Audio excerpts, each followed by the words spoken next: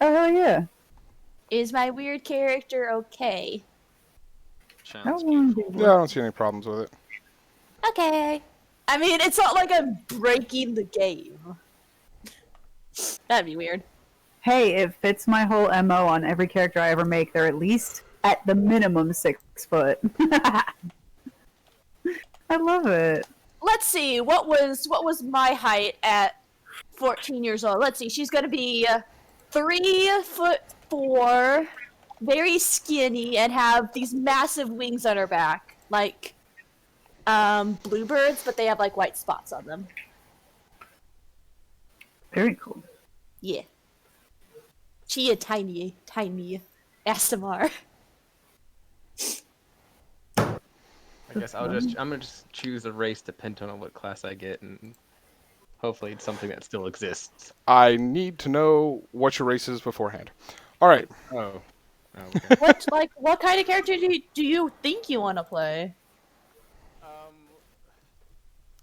Like, do you want to I'll be right back. play a character that's big and buff, but is really nice and kind, and is like a chef or something? Or I'm gonna play just because this is the character I'm currently playing in Boise. I'm gonna play the gnome. I enjoy them. you're gonna play a gnome. Gnomes are I'm gonna play great. a gnome. No, he's gonna be the most angry, like opposite of like what you would expect as a gnome. He's not gonna be jolly at all. He's gonna be sarcastic and rude. I'm sorry, just in World of Warcraft, my sister's first character was a gnome. I'm playing as an illusionist fighter in Baldur's Gate 2, and I'm enjoying it. I like gnomes. I'm hoping that I get the artificer, because I Okay. want to be an artificer. So, who wants to go first? I will. Where's my dice? Alrighty. I don't know. I don't know where your dice are. Program or something. I got my dice. So what is it? A D20? I got my D20. Nope. You said you wanted to be Asimar, correct? Yeah. And Asimar that thinks she's an Avriel. So, wait, do I need a dice? I thought we were using a dice program you said on Discord. I just really like my dice. I do have a dice program set up on Discord. Dice programs really don't like me. Every time I roll with them, I get at least 3 nat 1s before I get a nat 20. That is probably the worst feeling, doing that one. So here are the general instructions for the dice roller. So you can read how it all works. Basically, rolls will be done in the Eventyrian Adventure chat. From what it looks like. That kind of bot. Okay. Yeah, you just type in an exclamation mark, a number of dice. It's just exclamation mark D20. Invite, donate. Where's the actual thing that I enter stuff into? So it's just Still working. that 1D20. Oh, it's just the exclamation mark. Yeah, you don't need to All add the other roll. dice spots I do exclamation mark roll. Yeah, so I've sent the Is it- instructions, but yeah, it's just an exclamation mark, 1, and then whatever your dice is, or however many, and then whatever dice you're trying to roll. And it will randomize the solution. You put roll in again. Yeah, I'm doing that. Alright, so you said Asimar. Yeah. What is your name? My dice. I wanna. My character's name is Cyrilda. How do you spell she calls that? herself Cece. Okay. Actually, I can just write it in chat. What's your nickname? CC? Yes. Or how That's do you spell that? That was I just put it in chat. Okay.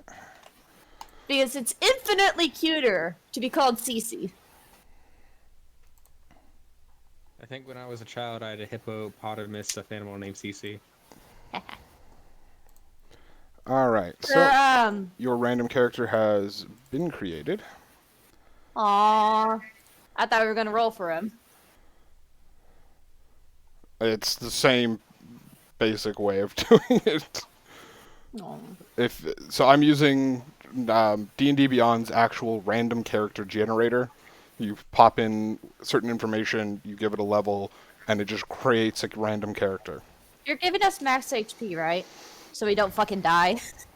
You Just should give one have shot max right off HP. the bat. Yeah, you have pretty close to max HP. Oh. Let's see. Your max HP should be.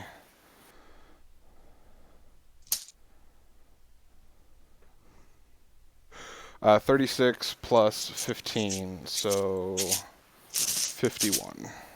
Oh, and it gives us random stats. It's gonna Yep. use the point system. That sucks. It does not use the point system. Oh. I will allow you to switch one stat. So, like, if you've got Dex and Intelligence, you'd rather have them be different, you can switch those two. The PDF should be editable, so you can make changes to it. Okay. I've got, yes, save your changes.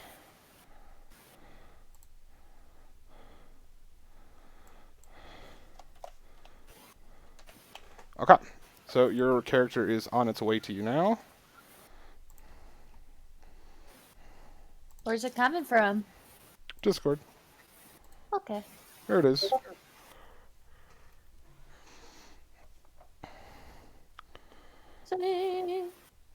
Alright, Scruffy, you said you wanted to be a Gnome. gnome. Alrighty. Level 3. Gnome. Gnome. Where's the gnome? There's the gnome. Do you have a preference between deep gnome or rock gnome? Is there a difference? Like, what are the stat bonuses or disadvantages? So, for the gnome...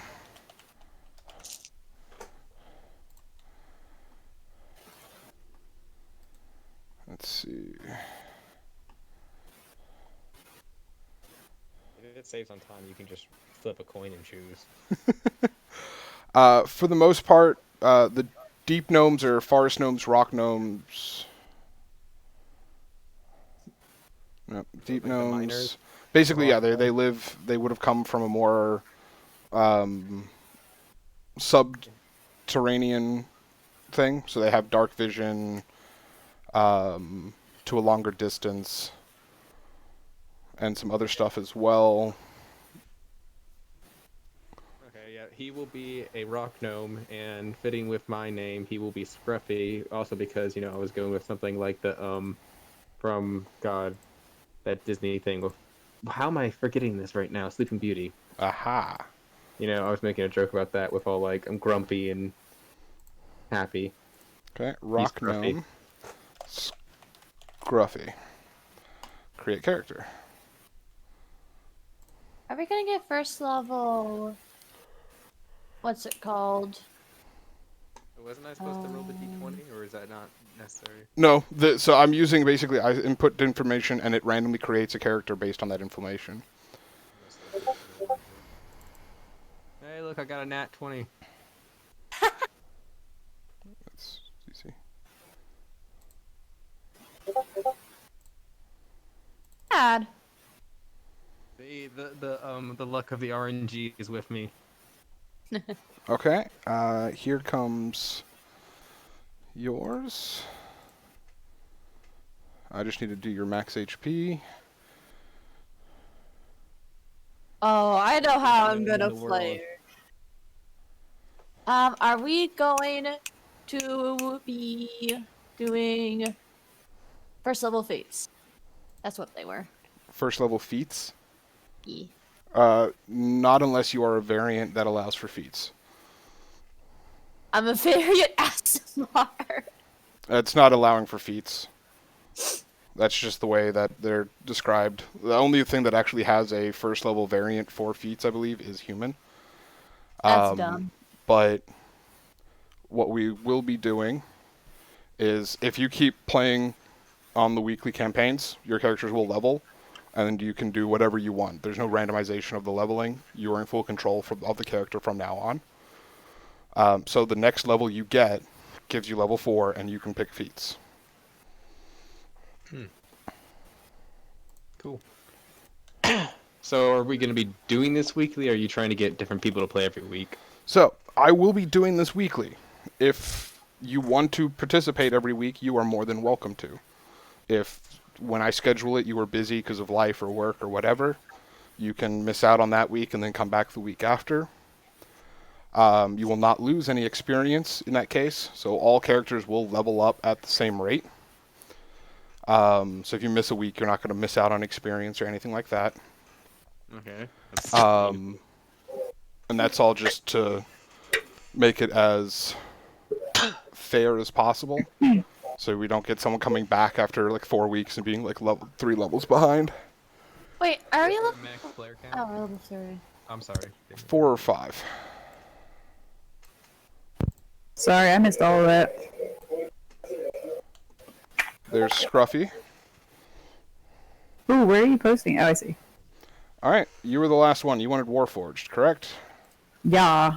Are you naming them? Nope, you got to pick your name. Oh, okay. I was gonna be like, wait. I'm gonna look at equipment. Do we get the standard equipment for our thing? I'm a bard. Bard! That's perfect for Scruffy. He's the most unpositive person ever. I got a barbarian! The tiny child character! It's gonna be a barbarian! Yep. Isn't that usually how it happens?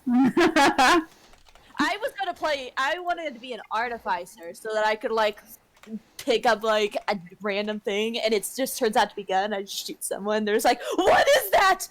Magic! So you can start taking artificer levels when you level up. Yay! Everything is fully customizable from this point onwards. I dig it.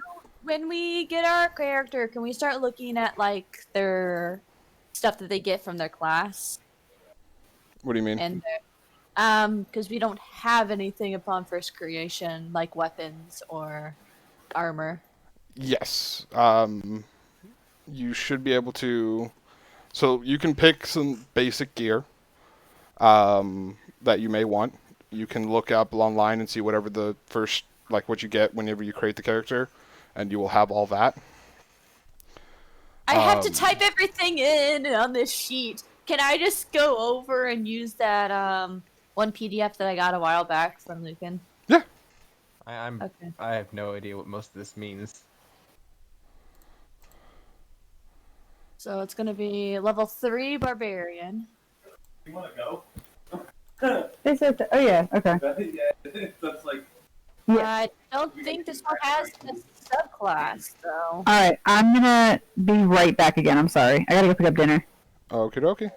Sorry to hold everybody up. You're fine. I'm running into a slight problem. Okay, take your time with that problem. Okay, bye. Bye-bye. See you shortly. I'm trying to see if my character already has a subclass. It doesn't look like it. What do you mean a subclass? Barbarian. It should be on there. No, it just straight up says barbarian. That's it. Mine says bard. Yeah, I don't think it gave us subclasses. So if you go to your barbarian features, okay. and then go down, you see Path of the Berserker. That is your like 3rd level selection thing, and it'll give you all the information on what you get as Path of the Berserker. Okay, I didn't see that. What am I looking Yes. for? Find out what type of bard I am. Same place. Should be under, if you scroll to the 2nd page, it should be in that list of text.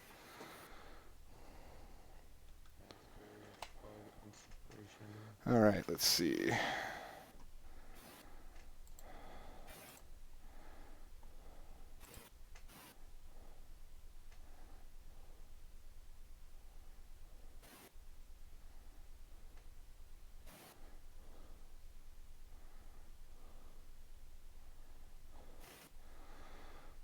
Okay.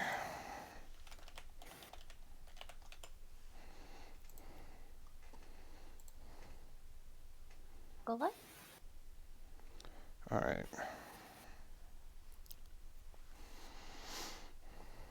My race is Asimar. Since it's variant Asimar, I can pick the race. I'll just. one did I want? Ah, she was a protector. Right.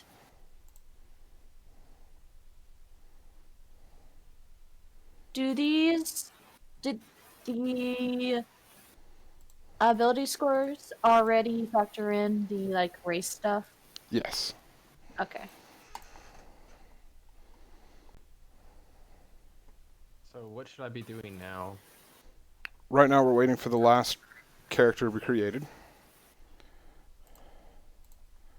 While Warden went off to grab some beer or wine from the fridge. No, she wants to go grab some food. Yeah.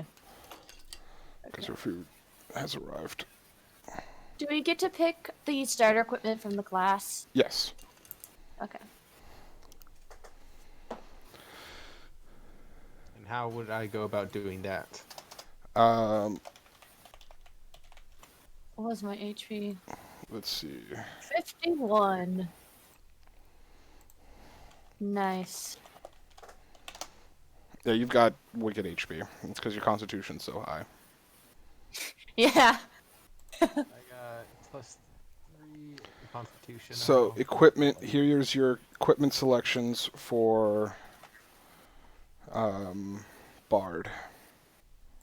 Alright, so armor is light armor, medium armor, so So wherever it's got on the same dot multiple options, you got to choose one of those. Rapier, longsword, or any simple weapon. Yeah, like so if it's got A, B, and C, you can pick one of them. Like, and then the last one's like leather armor and a dagger. You get all of that. Oh, I don't get a shield! Damn! I mean, you can find one, but you don't I come mean, with one yeah. naturally because you're barbarian. They don't That usually. sucks. I usually go with shields. Yeah, so you can always find one. Yeah. Just make sure then you pick a one-handed weapon so that when you find one, you can utilize it. Yeah, I'm probably gonna pick either the hand axes, simple weapon, explorer's pack, and 4 javelins. Nice. Okay, so I get a javelin straight off the bat.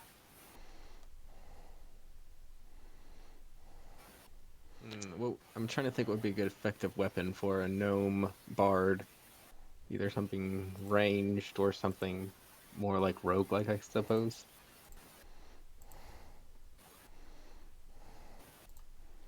I've actually never played a bard. What would you suggest? Sorry, repeat your question? I've never played a bard before. What would you suggest for a weapon? Um, Because I see the choices, but I don't know what. Bards usually don't attack, and if they attack, they use vicious mockery. Alright, so your strength and dexterity have no difference, so your weapon doesn't particularly matter. What is the purpose of a bard in the 5th edition? Because I watched a video once calling them like the jack of all trades, so I don't really. They are the jack of all trades. One of your abilities you'll see on your sheet is literally jack of all trades, which just gives you half proficiency in every single skill you don't have proficiency. So you're pretty good at doing any of the skills, like picking pockets or jumping and flipping and playing music. You're good at pretty much everything. For you, for the most part, I'd say a rapier is probably a good option as a light weapon. Okay. But so what is my general purpose like in the game? Am I just around to buff and debuff?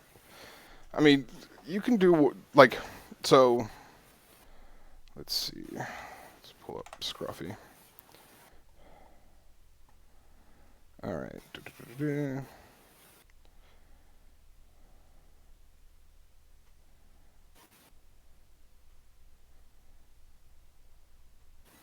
I've become familiar with quite a few of the characters, but Bard is one of the people I have not had the chance to actually play The fun much part with. is I know the light cantrip, but I don't know I'm an Astamar. So just imagine Avriel that just magically makes their weapon glow.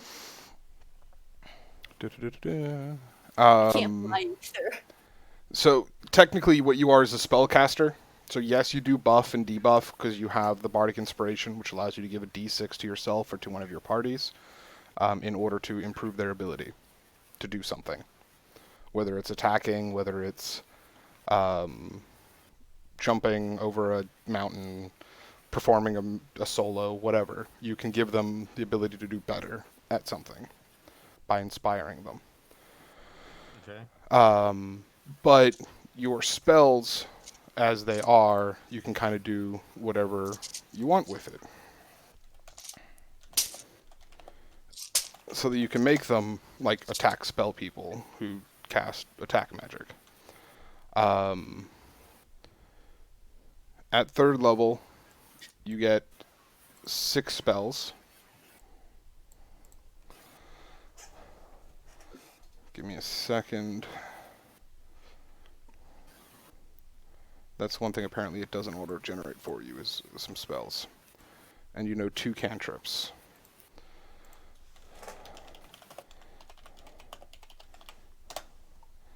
So...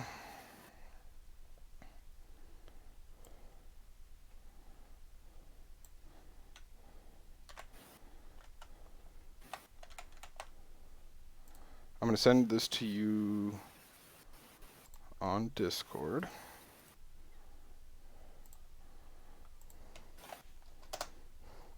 That is your Bard spell list. In the cantrips, you get to choose 2 of them. Of the 1st level spells, you can choose 4 of them. And of the 2nd level spells, you can choose 2 of them. Okay. I have a fair understanding of what most of these magics do just from playing 2nd edition. Playing it through and both listening to podcasts, you should have some general idea of some of the spells. Thunderwave, I believe, is a good one. Yes, Thunderwave is a good one. So, you do need to go... Oh, actually, it does have your spell list. Ah. If you scroll down to the 3rd page, I think that is, it actually has pre-selected spells for you. But you can change those out if you wish. 5, 6. Okay. Those are just... Cure Wounds. So it's saying, for me, it has 3 1st level and 3 2nd levels. Should I remove one of the 2nd levels? You don't have to, no. So basically, by 3rd level, you know 6 spells. I usually split it a little bit higher in the 1st level because of the fact that you can cast more 1st level spells. You can cast 4 1st level spells in a day, or 2 2nd levels and 2 2nd level spells. But 3 and 3 is fine. If you want to switch it out for a lower level spell, you are more than welcome to, or you can keep it as 3 and 3. That's up to you. Okay. So, and is it cantrip? Is that something that is like an automatic buff that goes on through battle? Or is that more like a spell or something I'm activating? Cantrips are the spells that you can activate at any time. There's no restriction on how many times in a day you can cast a cantrip. They are just like your small little like anything spells. And then the 1st and the 2nd level, you have limits as to how much you can access of that. My thing says Minor Silver Archived. Does that mean any significance? That's Mind Sliver. That's the spell name. Well, what does it mean when it says archived is what I mean. More than likely that it just comes from... It comes from Unearthed Arcana. So, like, Mind Sliver is you drive a disorientating spike of psychic energy into the mind of one creature you can see within range. They have to make an intelligence saving throw. If they don't succeed, they take 1d6 psychic damage. And the first time it makes a saving throw before the end of your next turn, it must roll a d4 and subtract it. So it basically attacks them and makes it harder for them to succeed on a saving throw again. So, like, it's a good, like, you start with a Mind Sliver, and then your next turn you cast something bigger because it's got a weaker chance of succeeding against it. Okay, I might stick with my basic spells right now because it might take some time for me to research and then fill out all this information for it. Yes, it may. So it might be a better idea with my lack of knowledge to do this at a later time and just stick with the spells it pre-generated. Oh, wait, that means I'll be stuck with them throughout the entire game. Nope. There is usually a way to do some minor changing, especially at levels. I will usually allow a little bit of reworking on your spells at leveling. Featherfall, Cure Wounds, those aren't bad. Mind Thrust, Enhance Ability, Locate Object. Mage Hand, that's a good one. That's the one I wanted to go with. Get the spell reduction, pick yourself up, and carry yourself around. Is that one of my choices?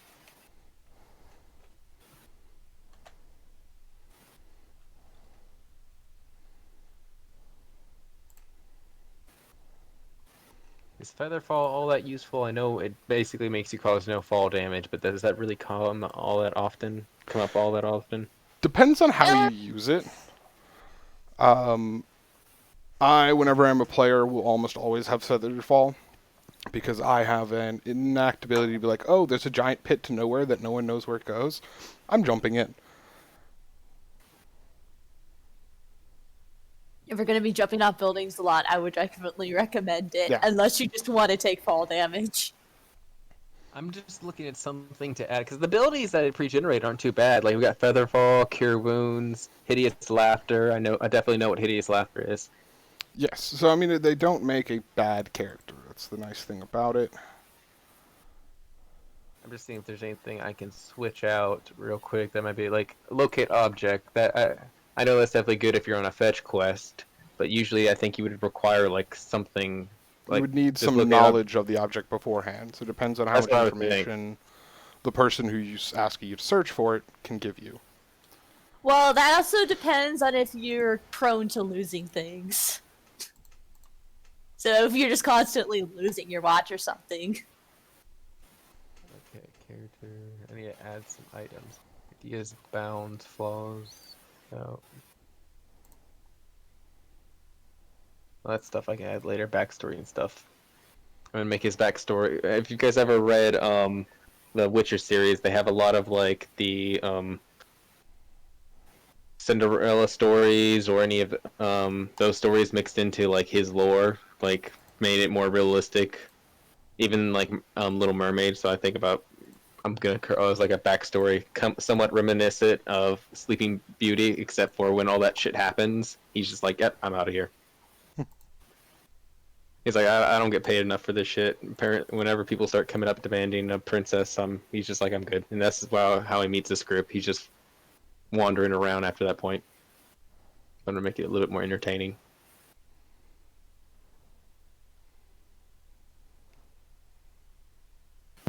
Okay, I'm so sorry. I'm back. Welcome back. I picked up my dinner since my other dinner got messed up. So, I am here. Nice. You ready to go? You ready to go? I'm ready. Let's go. Well, I was gonna be a Warforged, but who's my character? Give me 1 second. I'm finishing it up now. Do you think? I'm gonna mute myself while I eat, but I'm here.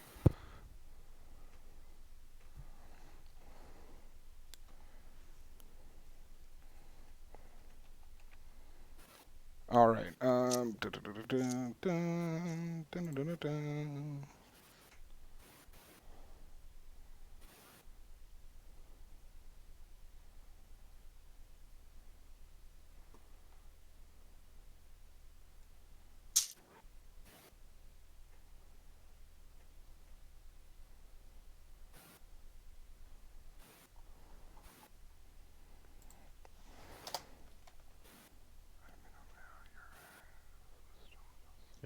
Rapier damage 1d6.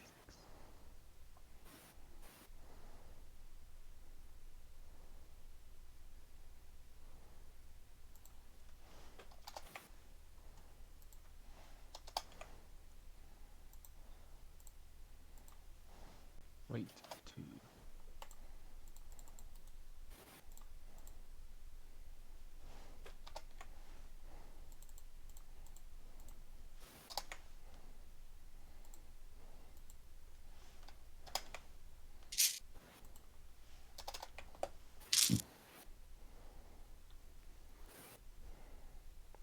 Do gnomes live ridiculously long, or do they have a regular lifespan? 120, I think. 120, 150. Yeah, I think you're right. It's gonna be 65.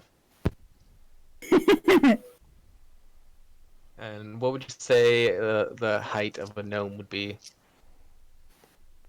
3 to 4 feet. Wait, I want to look it up. Oh, fuck. Ah, there we go. He is going to be a true neutral. Oh, wow. Well, he can be really good if he feels like it, you know, if he's on the right side of the bed. But if not, he'll just do whatever, you know, is more entertaining.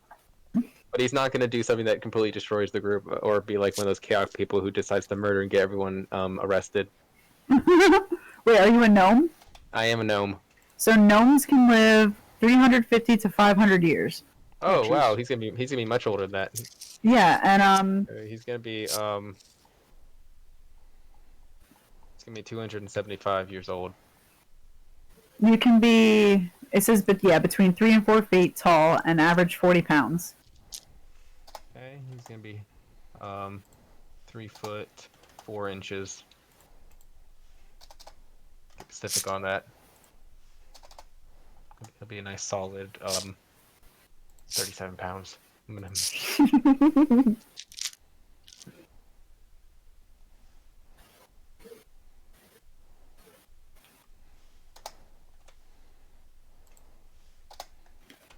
Is my character giving you issues?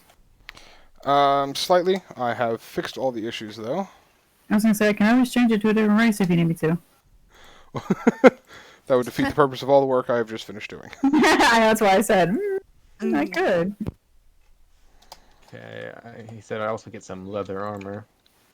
Yes. So, if you're adding armor, please remember to adjust your armor class. If you don't know how, ask me and I will happily tell you. In order to get that resolved. Let me find where it actually has my armor class fucking at. Okay. Up here it is, armor class. Okay, so it should just be D&D, just every armor class it decreases it if my armor. I'm looking it up right now. Leather armor. It should not decrease, no. I thought like the lower your armor class, that means the better. Second your edition, defenses yes. In 5th edition, it is the higher the armor class, the better. Oh, that should be obvious. What the fuck am I thinking? Okay. I know that too. Because every time I watched a video, it would say, unlike every other D&D, second edition plays like this. Yes. So. Okay, so I am sending across your character now. What do you want your name to be? It depends on what I am. You are a monk rogue. Oh my god! Give me the hard shit. That sounds interesting. Come on. The hard shit. Monk rogue is gonna be like the most ridiculous character to play. I'm so down. That's what D&D Beyond decided to give you. Oh no, I mean, you know how I am. If I don't have spells, I'm a brat about it. So I'm happy to be challenged. Okay, so No spells at the moment, but as I said, all characters are completely controllable from here on out, so you can always multi-class magic into yourself. Very true, very true. Alright, yeah. It says my AC for leather armor is 11, so does that just mean my armor class is raised to 11? So your armor class is 11, right? Yeah, because my armor class started at 9, but it says the leather armor is 11. Okay, so your armor class starts at 10. It's plus your dexterity, but with leather armor, it becomes 11 plus dexterity. Well, I have -1 dexterity. You have -1 dexterity? I have 8 dexterity. Then yes, your armor class is 10. Well, it said 9 when I first started. Because it didn't have your leather armor factored in. Okay, now I know what you mean. Okay. Yeah, leather armor is 11 plus dex. If you've got a -1 to dex, it becomes 10. So I'm not going to be the best at like stealthing around and. Also, me neither. I'm just gonna skip around just saying la da dee da. I got really good intelligence. I got 17 intelligence, 15 charisma, 16 constitution, so I'm fairly tanky, and then only like 13 strength, but like horrible dexterity. I have like a 16 in constitution and a 17 in strength, and my charisma is 14. But I have a 10 in dexterity. Why? I really don't know how I'm gonna play.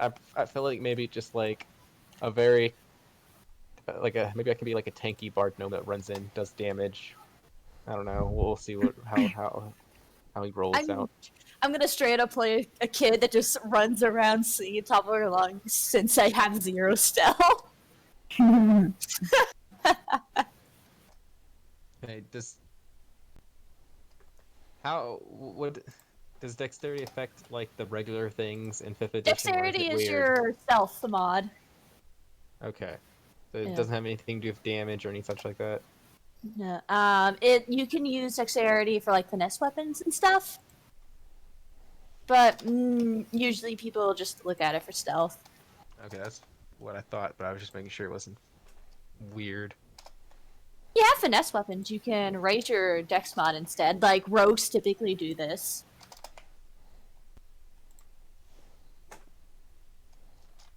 I didn't give you my name. No, you have not.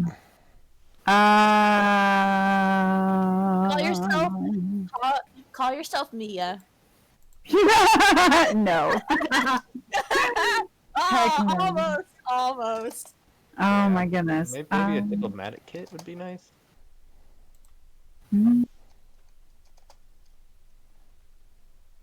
What do I name this fool?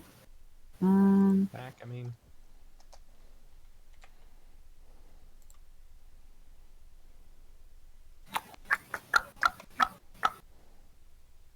Let's see.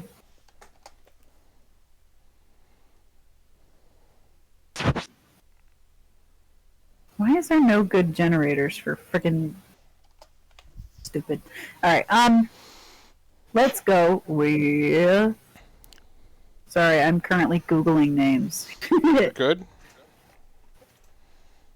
Wait, Um, just real quick, just make sure. Alright, with the stuff I get as starting class, I only get like, do I get 1 rapier, 1 diplomatic pack, and 1 loot, or do I only get one of those 3 things? You get basically every bulletin. I get 1 of the A, B, and C. Yes, but you get Okay. every bulletin. So I'm. All right, that should be all the information for you on your character. I am sending it through now. I get a whole chest. Dang. its name is gonna be... I just saw one that was really good and I lost it. Heavy. It's just gonna be called Heavy. Heavy. Alrighty.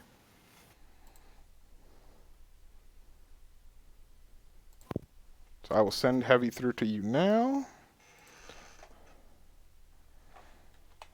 2 cases of maps and scrolls.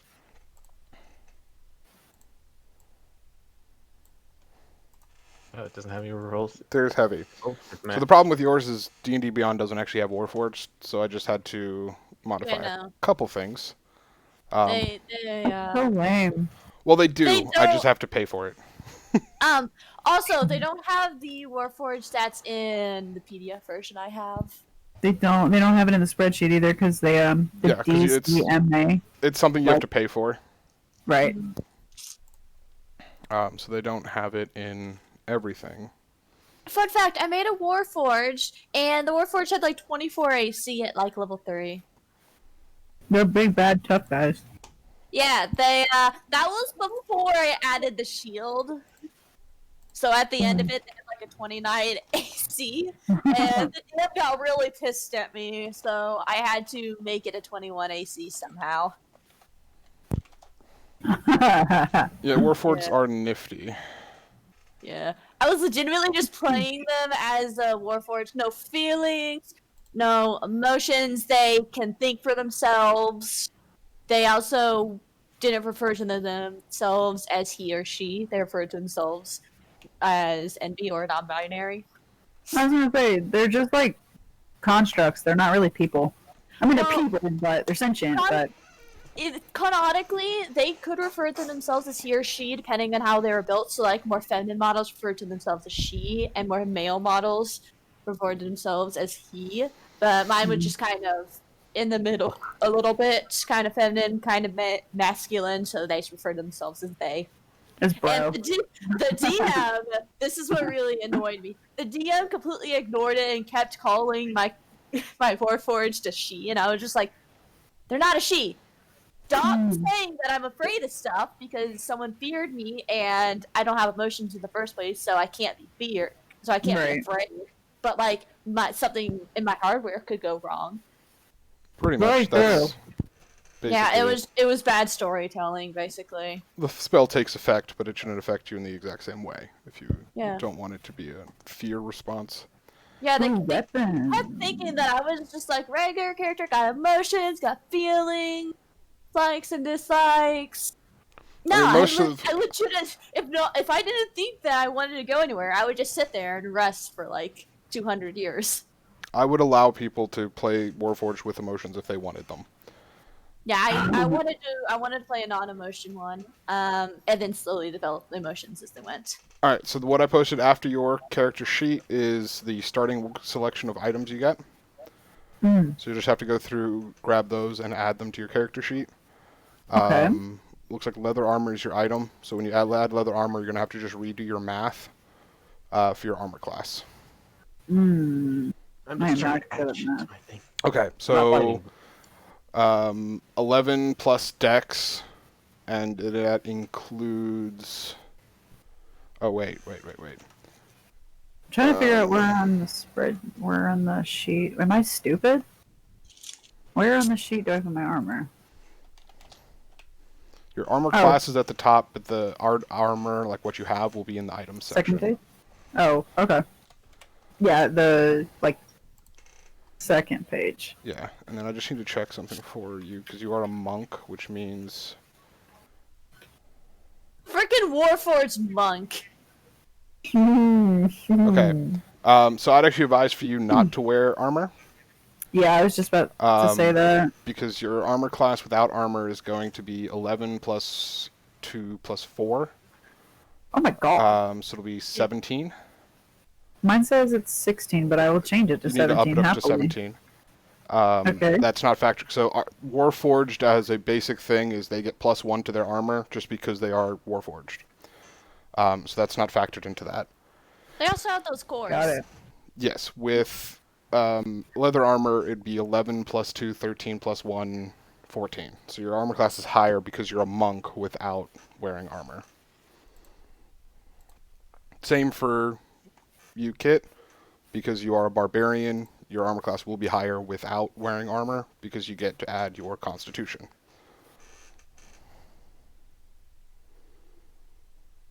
Sorry, I'm chewing. Because you're a barbarian.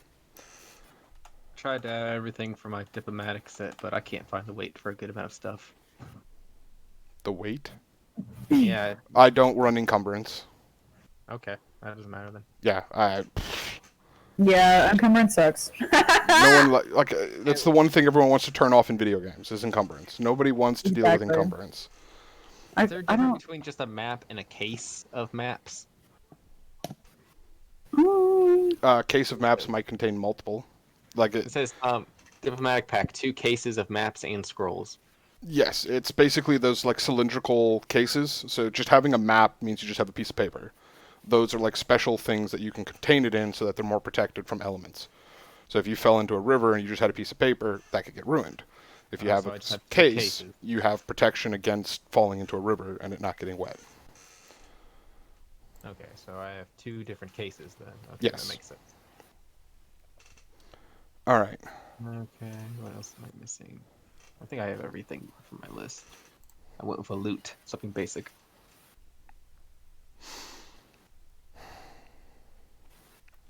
Oh, I don't think I added it in here. I want to quickly just throw this in here. No!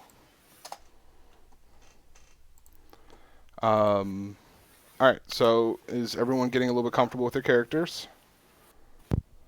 Yep.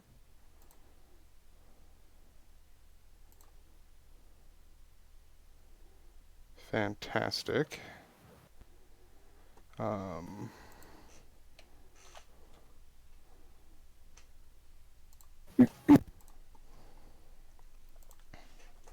one second, I'm gonna go grab something real quick. Yep. If everyone's getting comfortable, we're going to take a quick 5-minute before we actually start, so everyone can pick the last things that they need to pick. And all of that. Posting in the chat that this is going on. Coolio. I think that looks... the way I've set up the stream for this, I think just looks pretty cool. How did you set it up? Like click on the link I just put in and just go and look at it real quick. Okay. What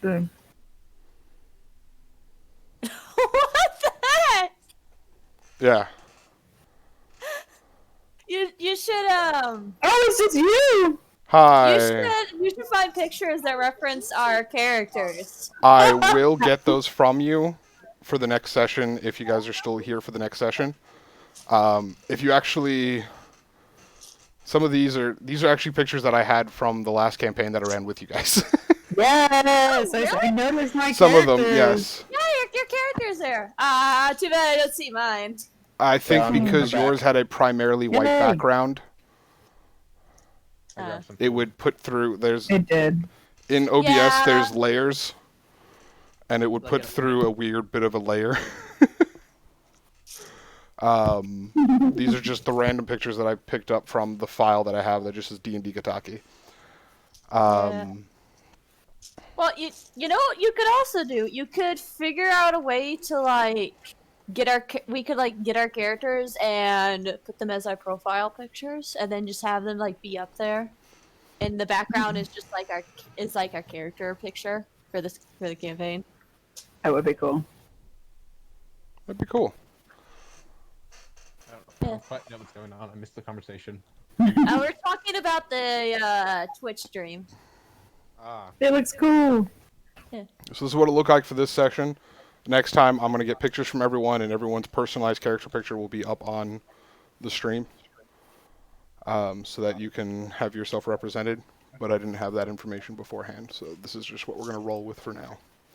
I need to figure out a way to get an ASMR that kind of has elf traits, like pointy ears and stuff. That's going to be annoying to get. Just Google Elfie ASMR. Yeah. All right, I'll be right back, and we will start the stream. Cool. Oh no, I have another problem. Is because my ASMR is going to be like a kid. It'll be fine. I also need to find blue wings. I don't think any ASMR pictures are going to have blue wings. Possibly not. No. That's what Photoshop is for. I'm not good at Hell Photoshop. Me neither. This doesn't like specify. Hold on. Oh, I'm an acolyte. Okay. What? Oh, I didn't. I'm just gonna have to find a picture and see if someone will Photoshop the blue wings on.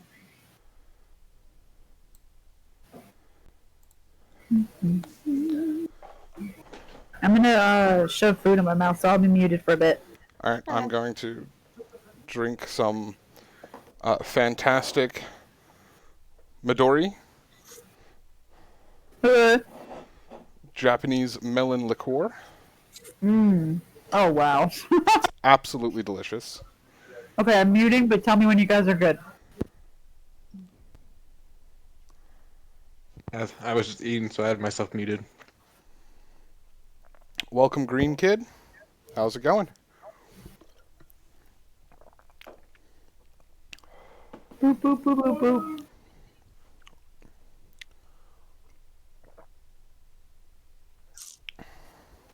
That's good to hear.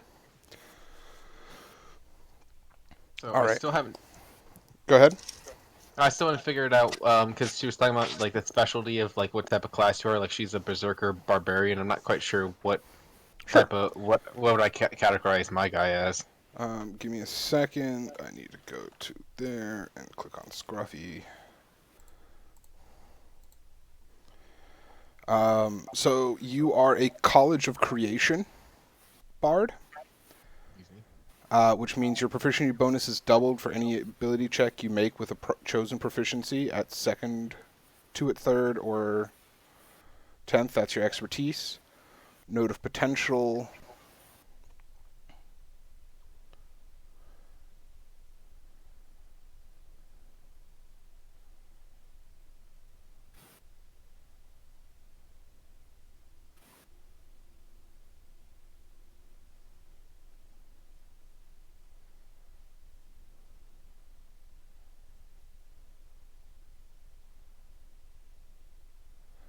So basically, it looks like you can. So as I said, as the bard, you give out the bardic inspiration. As a College of Creation bard, when you give them out, you can give out different types. So you can do the note of potential, which Note of potential, note of destruction, note of ingenuity. Yeah, I can see the descriptions. I can read through those. Yeah, you can summon one of each of those. Note of destruction allows them to add.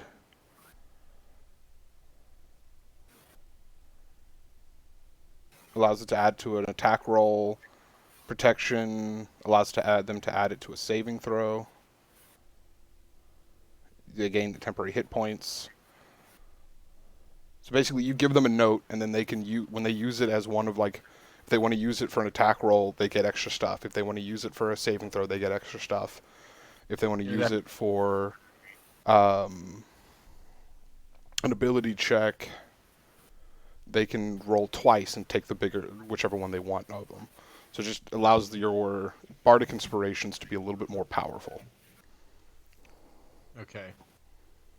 Can I change my character's name? Yeah. I know it's annoying. You can make it whatever you want. I'm gonna name him Turing. Of course you would. Of course I would. And So, sorry, go ahead. no, go ahead, go ahead. I was just trying to make sure I know everything now, so I don't ask this mid combat or mid everything. So, to do that actual double or that giving those people those bonuses, what ability or spell actually is that? Is it just the bard of? So that is bardic inspiration. It's a bonus action. So on every turn, you should know from listening, you should have an action, a movement, and a bonus. You can use a bonus action to give someone bardic inspiration if you're in combat. They have 10 minutes to use it. Okay. And you can give them 2 per long rest. So at the moment, at your current level, you can give them you can give away 2 bardic inspirations a day.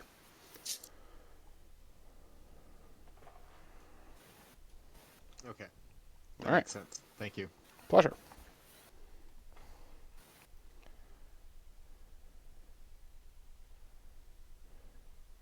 Green Kid, if you don't want to join this time, you're more than welcome to next time. I'm trying to make this a weekly event. So I think everyone will have fun. All right. Big fun. Big money. Okay. Is everybody ready? Yeah. I am. Yeah. Let's go. All right.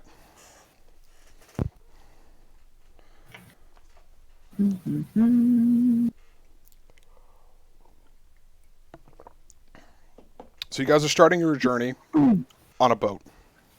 On a boat. The boat is called the Sly Maiden. It is basically you are leaving your home continent of Orin, which has for the main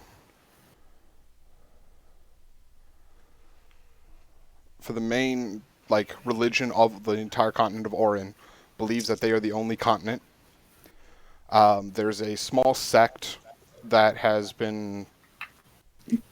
believes that there is another continent, but that is seen as heresy. So this small sect has slowly put together enough influence and money so that they can get this ship sent out to try to discover and prove the existence of this other continent and bring back the information to this continent to prove that the doctrine that is currently established is incorrect. So we're not really settlers, we're more explorers. You're more explorers,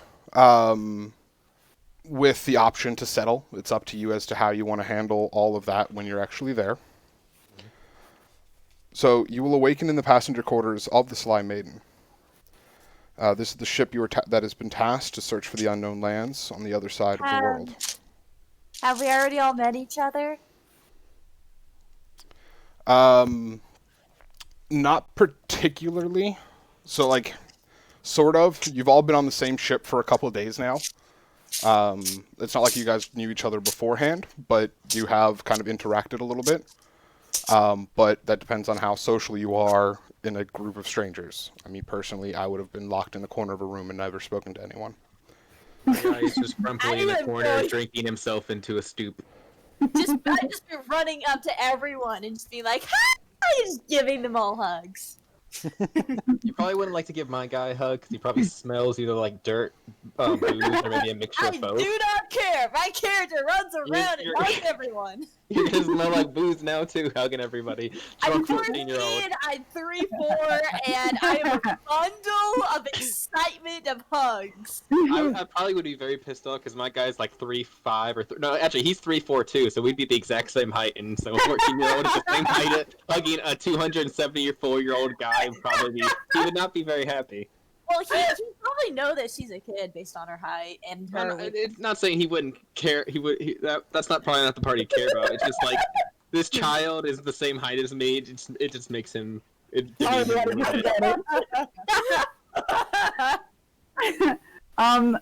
Kit, what do you have, like, just a weird question. What, like, random thing would you just have on you? My character? Yeah, like, not equipment based, not just like a random item you would be carrying. Background item.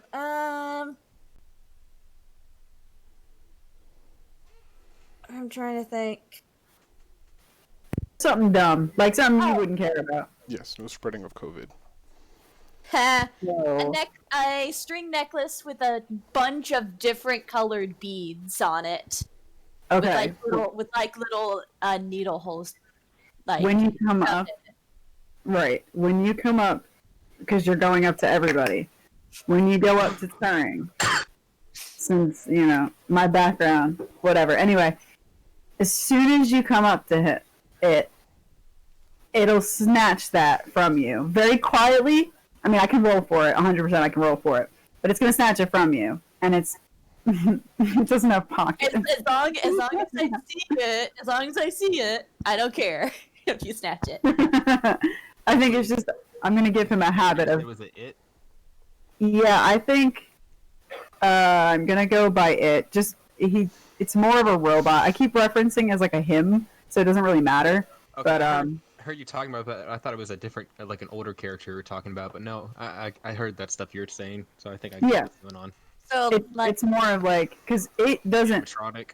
Yeah, I'm gonna say it's sentient, but it's more robotic. There's not like Do you got a lot of human. Maybe I don't know yet. Tin Man. Yeah. So like He reflexively steals things. It reflexively We steals can try to things. get the robot some booty tonight. You know what? like as you grab the necklace, you like pull it off pretty quickly, but then like all the beads start to spill off it.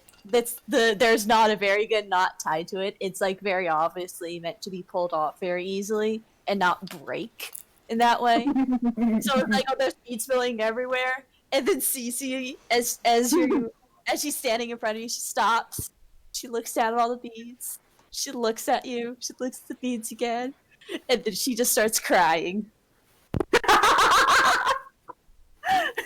And you see, in like just in straight up sitcom fashion, Turing is standing there with his hands out forward, like he was about to like crawl away, and he just looks at you, not understanding what it is that you're doing. He has no idea why water's coming out of your face. Oh my goodness! You can just hear like a low-pitched snickering in the background as my character laughs at a child's misfortune. Stole my cake. I'm going to snatch up all the pieces very quickly and shove them in her pocket and hide under the bed. She's like wearing this like little bit dirty, not really much, but there's like a little bit of dirt on it that you don't really notice at first. It's like Scruffy. kind of yeah, it's like black and white, kind of like what you would wear in church. And like the dirt is obviously like brushed off of the white spots, but just left on the black spots. Because obviously you won't be able to see it if you aren't close enough. Right. Yeah, I've just shoved them back in your pocket and have now slid under the cot that I was laying in. And she sits against. Actually, she probably she like climbs up to probably like the rafters with like a thing straight across it. What are they called? Hammocks. Yeah. Like a hammock. She's like climbs onto the hammock. She sits on it. She pulls it out, and then she just like carefully is stringing on these beads very carefully. Like you can tell that she's had a lot of practice with it. It's like a measured motion. I'm gonna, as soon as I realize that she's not looking at me anymore, I'm going to crawl back from under the cot and start to hide in corner, like very obviously. Like I'm not trying to be stealthy. I'm not trying to like be quiet about it. Like it's just like hiding in corners and like creeping up on people and snatching things out of their pockets. And as soon as it gets to Scruffy, he's going to try to steal the mug out of your hand. You're just gonna walk towards me and try to take the mug? Yes, I'm just gonna try to grab it out of your hand. Not like I've decided it's a terrible rogue and a great monk.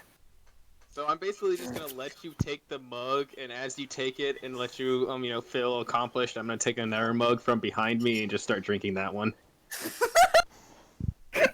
Yes, I came prepared. Yes! I'm going to take the mug that I stole from you, attempt to slip it into one of many folds of pockets that I don't realize aren't actually pockets. Yes, I'm gonna spill alcohol all down my robotic leg.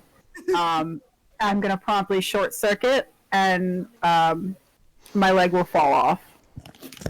See, then I'm just gonna pick up the leg and then walk away with it.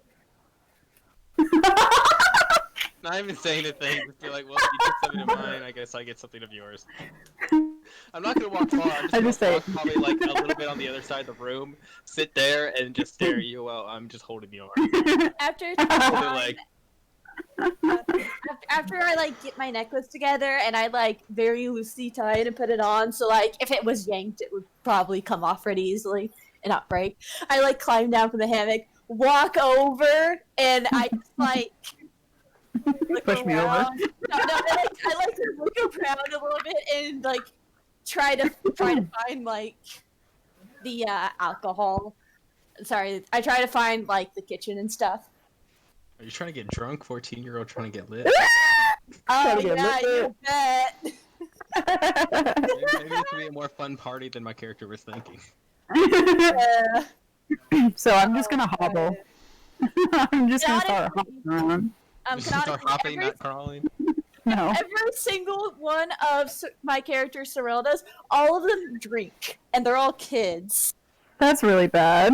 Hey, Yeah, at but least they're all I'll have somebody to artificers. party with. They're all artificers that make potions primarily, and the base of it is alcohol. And it's good to drink what you make. Usually, from what I've heard of people, they usually don't try their own product. Everybody tries their own product. It's the flaw of the whole system. Exactly. So yeah, I'm just gonna hobble around, like hopping after, still trying to steal things. Yeah. Or are you just walking around to your next victim trying to steal from them, not even caring about your missing leg? So I start to do that, like I start to hop around as if I'm going to go to my next victim of purse snatching, and instead of that, he realizes it's just so much harder without that second leg, so he starts hopping after you. Yeah, when you finally get to me, I'm just gonna stare right up at you and be like, "So what did we learn?" We learned That's all he said. If you're going to steal, make sure you can at least steal the item you're going for. We have learned.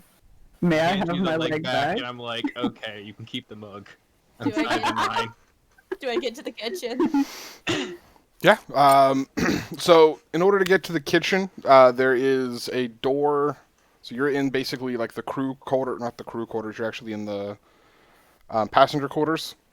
So there is a door to the right of the little stairway that goes up from the hull of the ship to the deck of the ship, and that right doorway leads to a mess hall and a kitchen.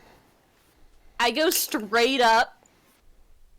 Oh, that was not ideal. I go straight into the kitchen, and like I assume that there's like cooks and stuff in them. Nope, And I it's empty. Oh shoot! It's not. There's nothing in there. Okay. I mean, there's I stuff in there. There's no people in there. I run straight over to like a place where the mugs are, and I like try my best to get a mug, and then I run over to where the beer is, and I like. Can you try even to reach get the tap? myself- Okay, and I like try to get myself a mug of beer. Can you? You succeed in getting yourself a mug of beer, and no one is there to stop you. No, I mean like I'm a little kid, so like Yeah, the cook on the short's the halfling. Everything's reachable to you. the cook's a halfling. Oh, I so get like, you're lucky. and then I sit down like near where they cook, and then I just kind of like I'm like holding this like probably big giant mug of beer in my hands. Mug the size of your head. Child, Yeah. she may knock something over or something. Yeah, and I'm just like holding it. It's just like sitting in my lap when I'm not drinking it. And, like I'm sitting crisscross on the ground. And I just like like my arms are shaking as I lift it. Then I take a little sip, and then I put it back down in my lap. And I'm like doing this for like continuously for like probably an hour or so. So my character eventually wanders in after she knocks something over, as being a child getting drunk, and kind of just sees her sitting there drinking the alcohol. And instead of chopping the style like a good person, he kind of just grabs a mug and starts drinking beer next to her. My All right. character has a fairly high Yep, I do need a Constitution save from you, kitten. She does in her backstory. She primarily drinks beer because her parents have more beer than they ever do water, and they just don't care about getting her water. So she just learned to just get beer, and nobody cares. So she drinks beer more than she does water. Like how in the olden times, everyone just drank wine instead of water. Essentially, For a while, yes. they actually did drink beer because it was the only way to distill water. Like, Yeah. You learn every day. So, yeah. Didn't used to get paid in beer. So it's really hard for her to get like drunk. Yes, I you can have a high stand that. Constitution. That is how that equates out. I think my I character has have- a high constitution too, so it makes sense. So I that need he's to roll a an alcoholic. d20 plus 3. Yes, and I will get one from you as well, Scruffy. Okay. An 'cause he's been hour of about drinking. the entire time. Whoa, how do you... Oh! That was a low roll. Okay, I'm gonna try. Wait, I gotta put the. That's 20. mean. So you're I really- face when I come in, apparently. Oh, I'm shit. You are also shit-faced. Okay, so me and her are basically just sitting there singing she Santies at some point because he is a bard, and no matter how angry he is, he does get quite musical when he gets very shit faced. I'm gonna roll a quick thing. So when you roll, you have to put a... Exclamation mark, the amount of Exclamation. dice, and then D, Okay, and then okay. whatever the dice type you want. From what I Like- can tell, it does not add in the math.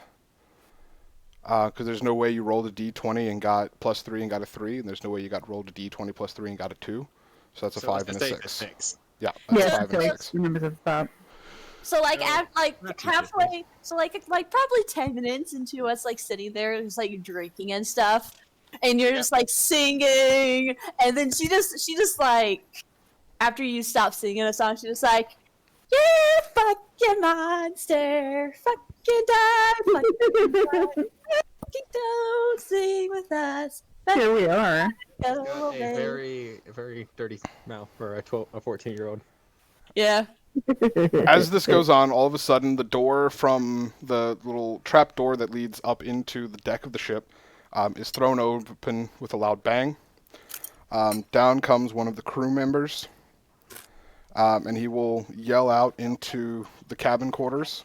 And for the most part, you should be able to hear him in the mess hall as well. He yells out, "We are approaching the equator. The captain asks for anyone able to join them on the deck." Okay, I guess my Probably- character being totally shit-faced, he's just like, I'm good. He's a lot more helpful. My than character shit-faced. just like is trying, just like almost gets up, and then the like massive, just mug in her lap, just topples over in front of her. So there's beer everywhere in front of her. She gets up and like she doesn't have any shoes on, so her feet just kind of slap in the spilled alcohol as she runs across the floor up to the deck. I am on the ground trying to reattach my leg. It's been an hour or so by now, your leg's probably reattached. I Yeah, highly doubt it. My intelligence is 10. Okay, so me seeing her just sitting there attaching her, I think I have like tinker skills, so I'm just gonna go over there and help her fix her fix her Okay. leg a little bit. Do I need to do a roll to help that? Yeah, give me an Arcana roll. Okay, see my Arcana is +4. Damn.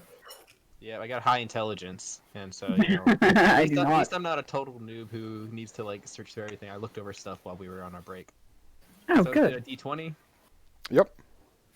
Okay. D20. Okay, 18 plus 4, so 22. So You are successful and much quicker than Turing was on its own at reassembling the leg.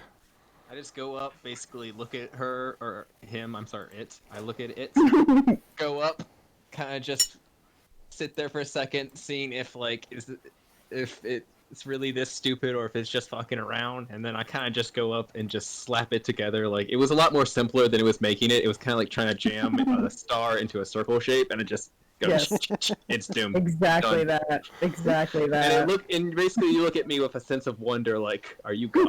that. Thank you. I shall stay here. You don't want to go up on the deck? I want for nothing, but if I need to go up, hey, I will go up. Go up. I trot along. Be my friend. I'm gonna kind of start just telling it what to do if it gets indecisive. I run up to it, and I like hold my hands up, like trying to be picked up. It's like, carry me up there. It grabs you by your arm and starts running. No, pick up the crowd. Don't shove it against the wall.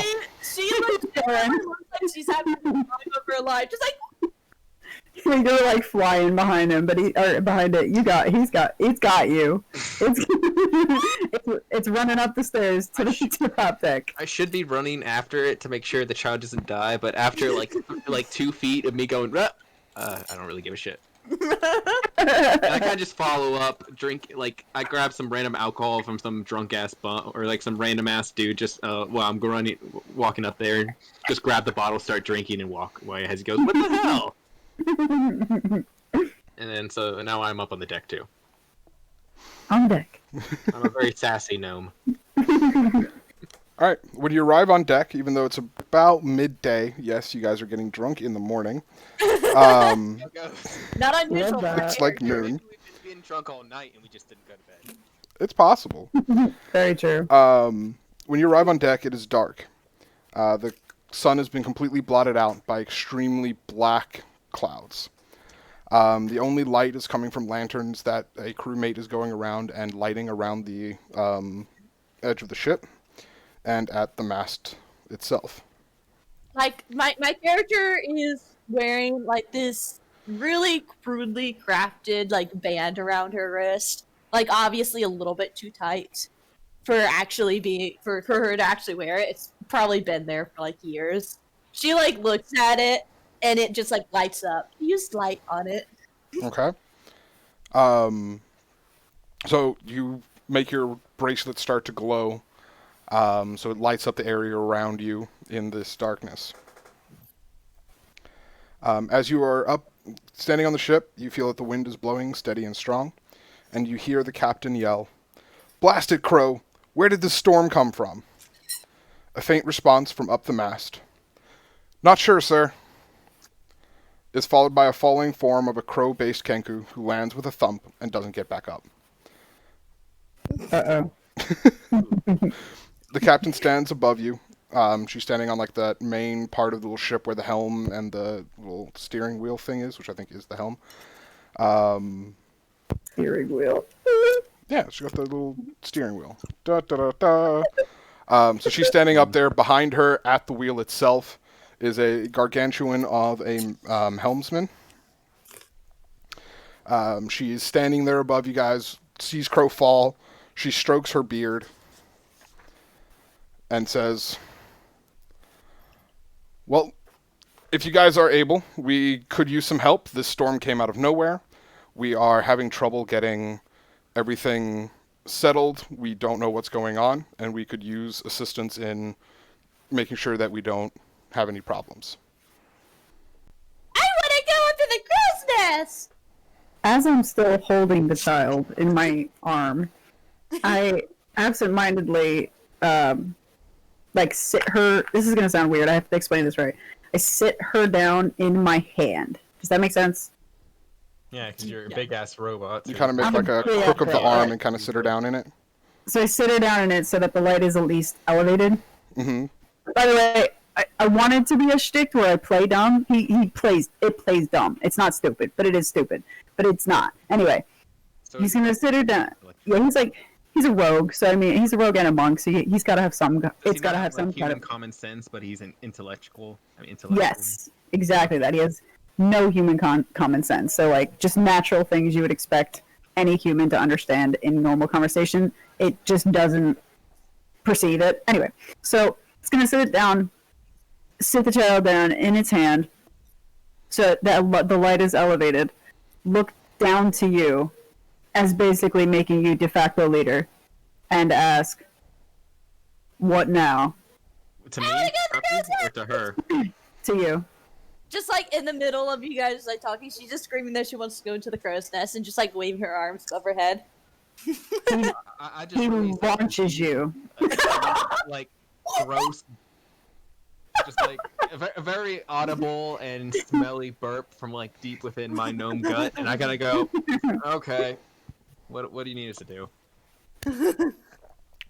He's just kind of rolling with it. He's not the most positive guy, but he kind of just does what goes out. Oh, I launch you up to the crow's nest. But yes, I So give me a dexterity check. yeah, I'm down with it. All right. And a strength check. 20.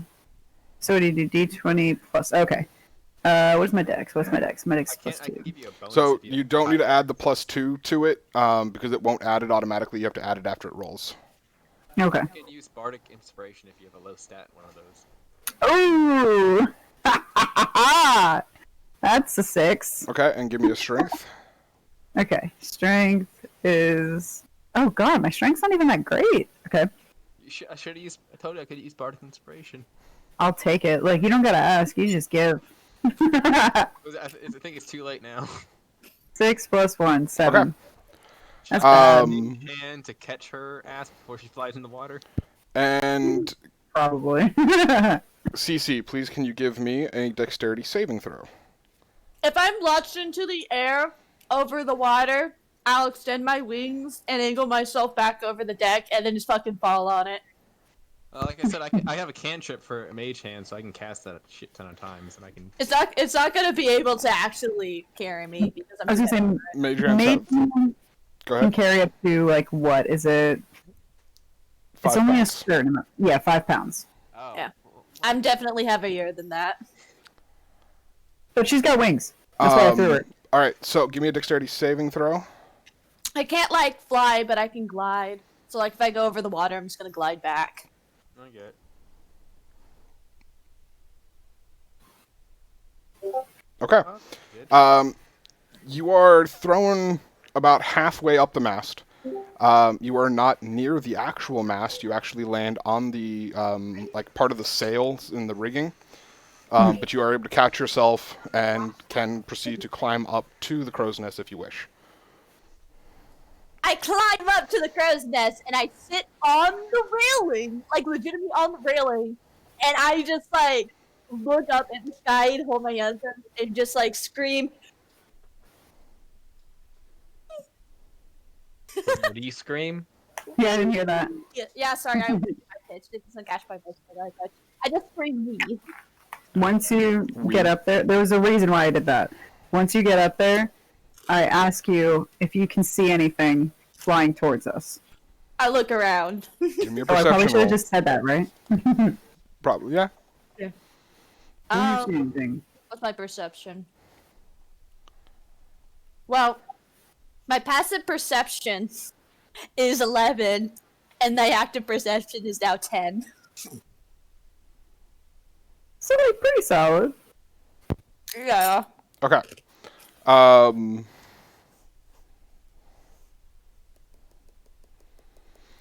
At the moment, what you are, so you're up on the crow's nest. What you're able to see is that this storm is forming a massive whirlpool, and the ship is caught in the current and is being pulled towards the center of the whirlpool. Okay, hang on. I got a good way to describe this. I just need a sec. There's a giant hole in the water, and it's trying to pull us to have fun and play. Oh, so that's the length of her intelligence. I am a kid, remember? I'm a kid. You're also Yeah, 14 though. 14-year-old would know it's not trying to play. I am a 14-year-old with the education of basically a 6-year-old. Okay, that makes sense.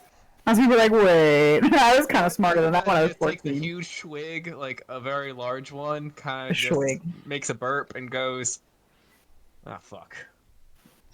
Looks at the captain, says, what? What do we do? Give us something. Hurry. Well, we need someone to raise the mainsail. The wind is too strong and it's going to break the actual mast if this continues.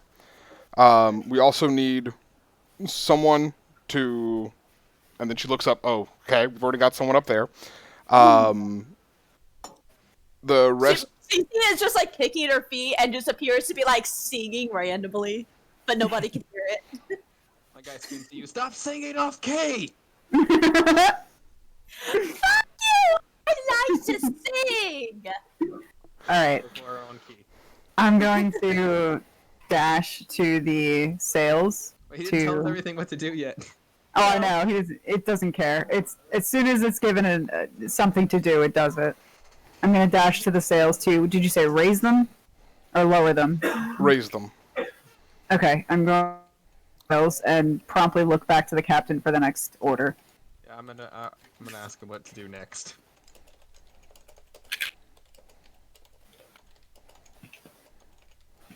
Captain. Sorry. Captain went quiet. Raise the mainsail. Check out the crow's nest, and we need somebody tying off the crew so that nobody falls off the ship. I immediately start tying people down.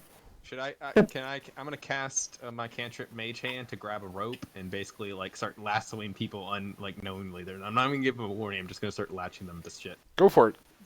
You gotta Yep. yell at CC. Do I need tell to her do roll something. for any like proficiency for that, or can I just start? Dexterity check.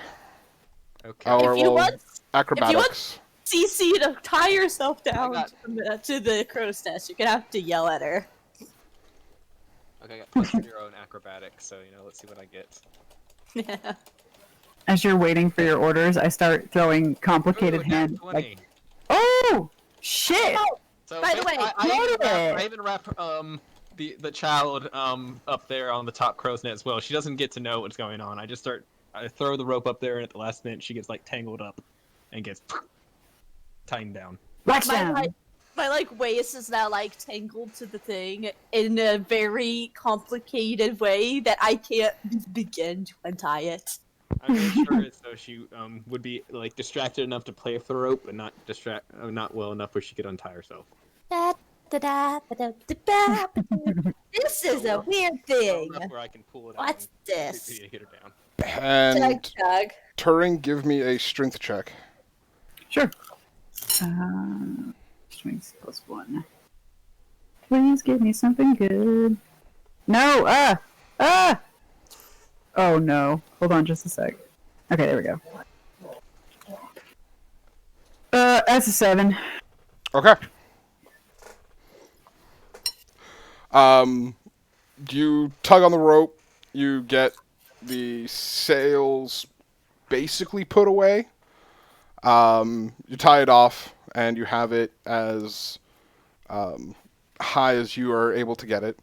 The crew is all tied off, so no one's going to be falling off the ship, including the person in the crow's nest. And CC, give me another perception check.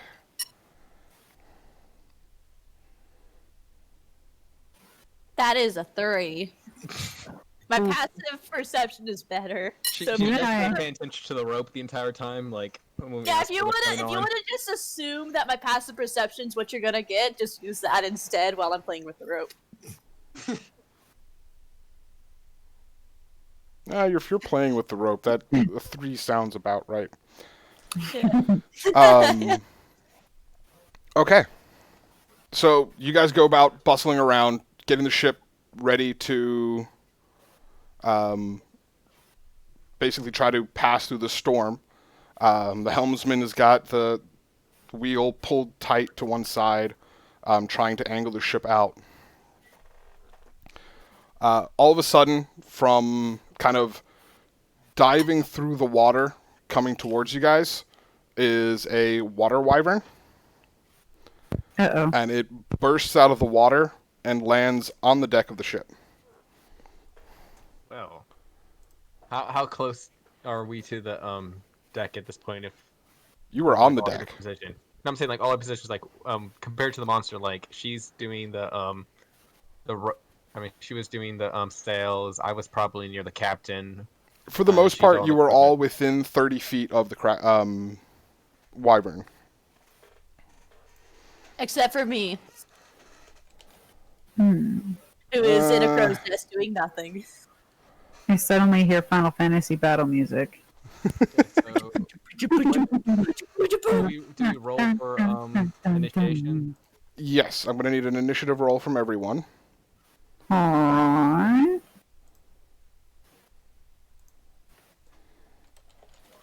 Trying to roll. Okay, we did that. I don't know which one of us that was for, so let's just do it again. So, well, I was You gonna go say, first. hold on, before you go again, hold on. It would go Kit, then you, then me. What's my hang on, what's hang on. 0? Not necessarily. Because I've seen it do it different ways, where it would do one, not the first person, but also the second person first, and then the first person. Okay, I'm gonna just do it real quick. Okay, 19. There you go. I'm probably going first. I'm probably going last. Don't make fun of me! I'm going last. Okay. It's a straight 15.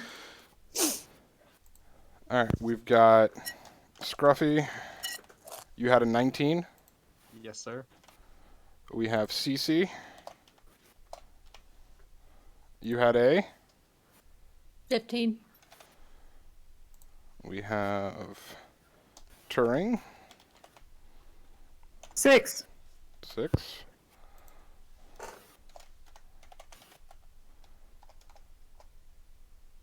I just realized my guy's he has actually a really high intelligence, so he's the only kind of intelligent one amongst the group. He's basically got to be the emotional leader. Well, listen here. I am smart. I'm just not. You're Common smarter sense than me in smart. all the tech stuff, but when it comes to like interactions, I'm probably gonna have to do that. Very true.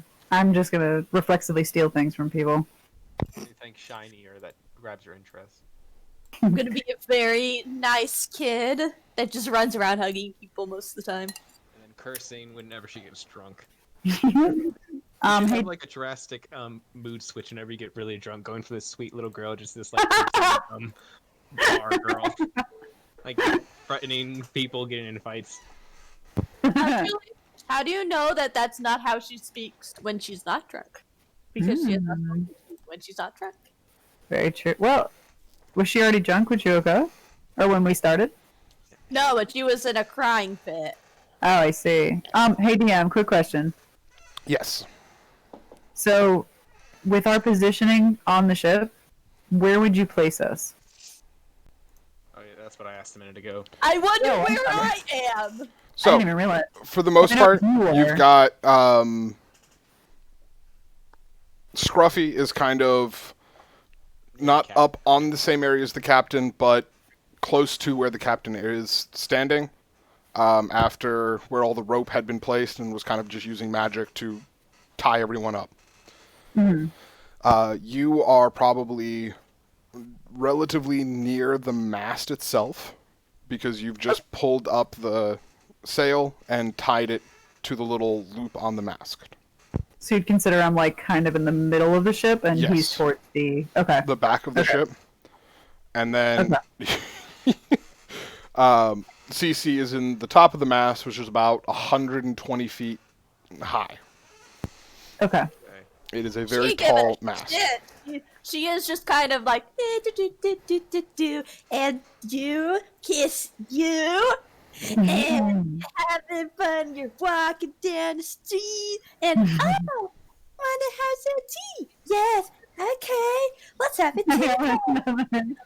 Question. It sounds like she has ADHD on drugs. Yes. She is drunk. She is full on drunk. Oh yeah, she's Can also I- a drunk child. So I- what is the order? Is the monster go before us? So the monster does not go before you. No. Quick. Scruffy is first.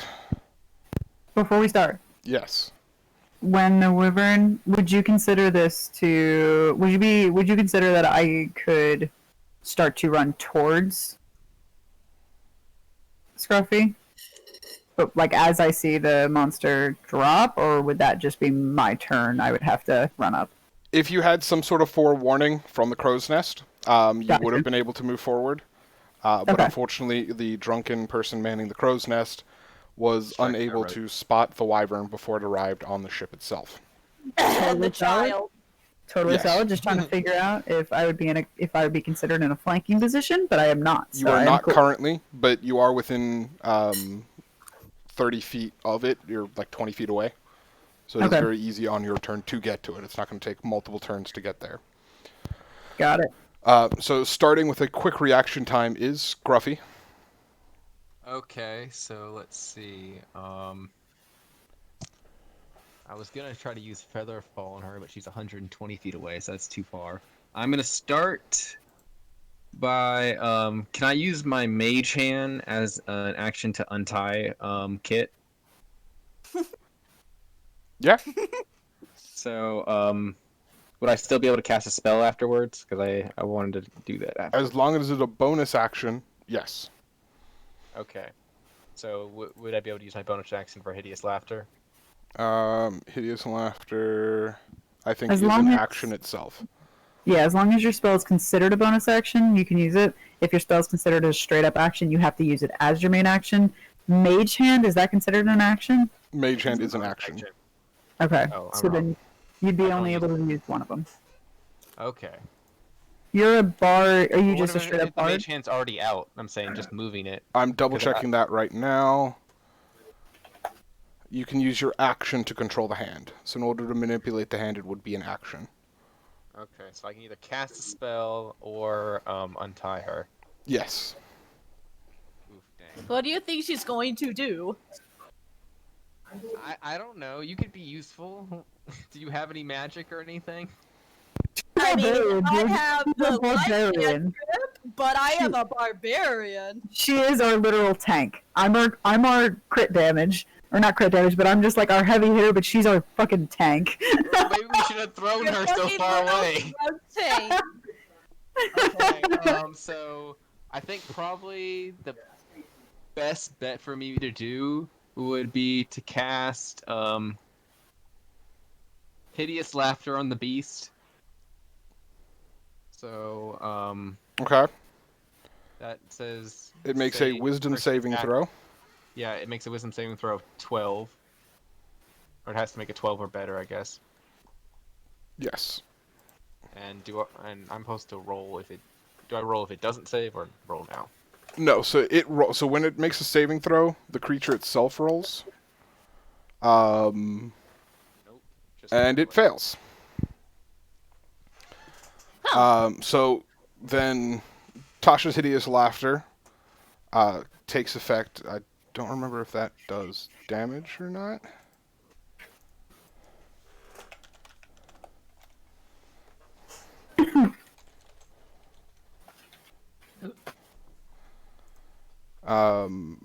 Hideous laughter does not do damage. It's as but long it as okay. debilitates. You must succeed on a wisdom saving throw. Okay. Or fall prone. So Incapacitated. you cast Incapacitated. Sorry. you cast your right. spell, and this thing kind of like looks left and okay, it is affected. Kind of looks at you, and then just starts making this like very wet sound as it just rolls around on the ground, making that sound over and over again. Okay, so for my movement, I would try to climb a certain distance, like up the rope, trying to get towards her to untie her. Let's see, where would I find my movement at? I need to see that. 30. Your gnome, 25 feet. Okay, so I'm gonna go about 25 feet up the. Wait, how close am I to the actual rope ladder, basic thing? The rigging. You are about Perfect. from where you are at the back of the ship, getting up to it. You're about 15 feet, so you can get to it and start making your way up it. Okay, I'll do that. So that would put me about like another 10 feet up the rope. Relatively, yes. Okay, so I'll do that. Okay. All right. So this thing is now incapacitated and prone. The next one up is captain and crew. The captain yells out to all of y'all. The captain yells, "Hold that beast off while the crew loads the cannons." And you see the crew start bustling about as they prepare to load a cannon. It is now Cece's turn. Cece is just like playing with the rope. Yeah, da, da, da. And you can have some tea too, Miss Sarah. And no, you're not invited to the tea party, Mr. Wyvern. You're me. As I'm climbing the rope, can I scream at her to get the fuck out of there? And Yes, you can. help. She's like, can I make a perception check, see if I hear it? Yeah. For his tiny size, he's quite loud. That is You're a just 7. not paying Did I attention hear at it? all. She is not paying attention. She's just like, yeah, dip. She's So- like kicking her legs back and forth, just like her head's just like waving back and forth, like bouncing. She's like full on, just in her own world. And you can have some tea, and you can have some tea. The pastries are finished. Yeah, time to have some food. Scruffy, you do yell out, but the sound is immediately just ripped away by the wind that is coming through, and it is not projected all the way up to the crow's nest.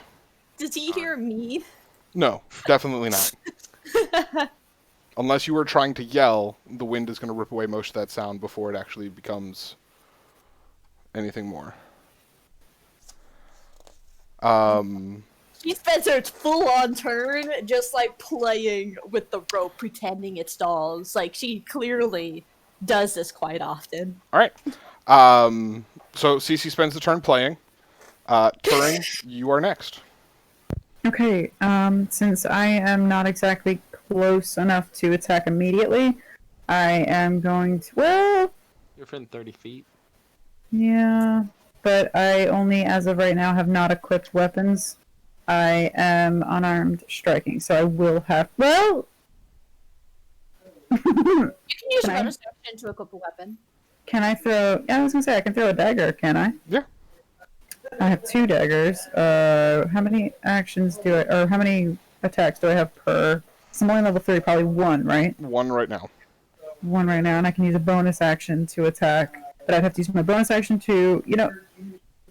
You know what? Well, I have my bonus action to equip that dagger and throw it. I just don't know if that's a smart idea. Except I'm just gonna run. I'm gonna dash. I am going to. Oh, I can take a bonus action to dash.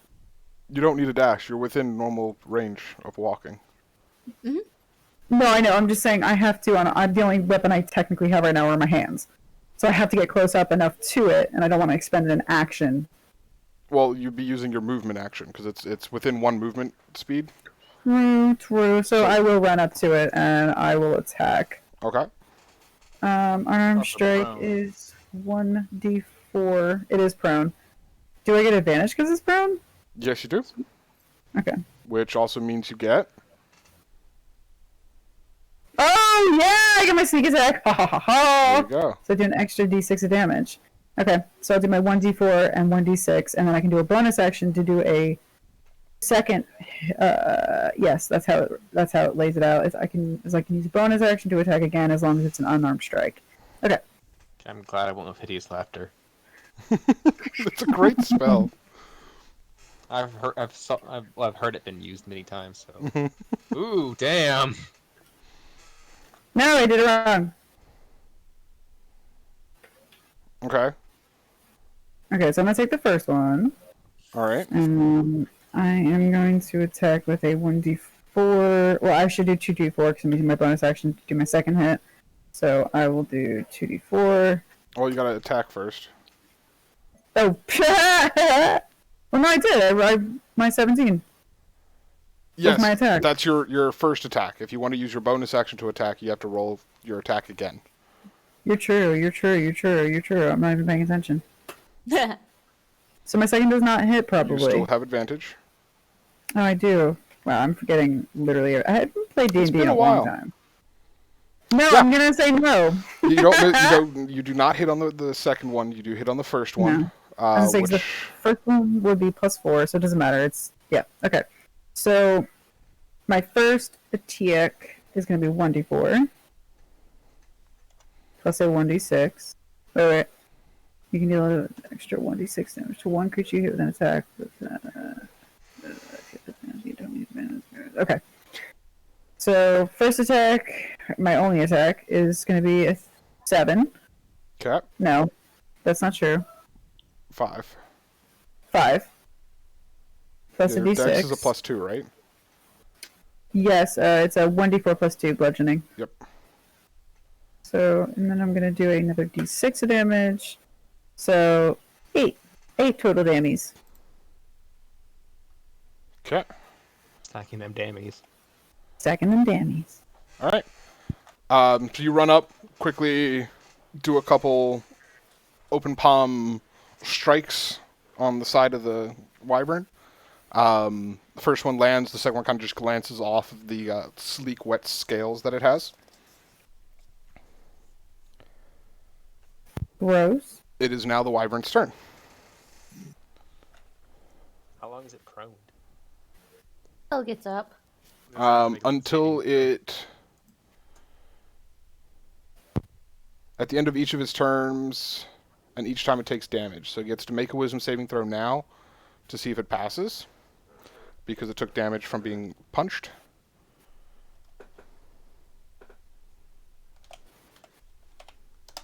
It fails, so it's still prone. It is unable to take any actions besides laughing, so it just keeps making that sound at the end of its turn. It tries again, and it continues to fail. So it continues rolling around a little bit on the floor, making that disturbing, wet sound from its throat. And it is Scruffy's turn again. Okay, so I'm about 10 feet up. I'm going to, I'm going to use my mage hand to, untie her. Okay. So I guess I'm going to have to, do I need to roll for that? Just a basic dexterity check. Okay. Don't fail it and make me more tied to the crow's nest. So that's a D20. And I believe in you. where's my dexterity? You got this. You can just roll it and look for it. Ooh. Ouch. I You get- should have the some good straight dex. dexterity is +1, so it is an 8. What is your acrobatics? Acrobatics Yep. is +0. Well, that's not possible. No, your acrobatics is your Acrobatics. dex. It says +0 because I have -1 dexterity. You have -1 dexterity? Yeah, remember I we forgot. talked about this Yep, at the beginning? Yep. So I have 0 from acrobatics. You didn't ask that when it came up to me tying up the people and everything, I thought. I completely... Alright. So made me do Arcania for that one. your hand is struggling, but it is working on untying that rope. So you don't get it this turn, but without giving it any other commands, it's going to continue to try to keep untying the rope since that was the command you gave it. And it will get to it next turn. Wait, why'd you have me roll an Arcania the first time when I tied people up, but when I'm untying her, I'm rolling it out acrobatics? Oh, you can roll an Arcana because it's your magic hand that's doing it. Okay, then it's a +4, so that would make it 11. Then yes, you untie her. Okay. Because that's what I did last time. Yes, sorry, I forgot that in my head. Remind me of those things if I do something different because that'll happen from time to time. No, that's no problem. DM, you gotta keep up with a lot of stuff, so I get it.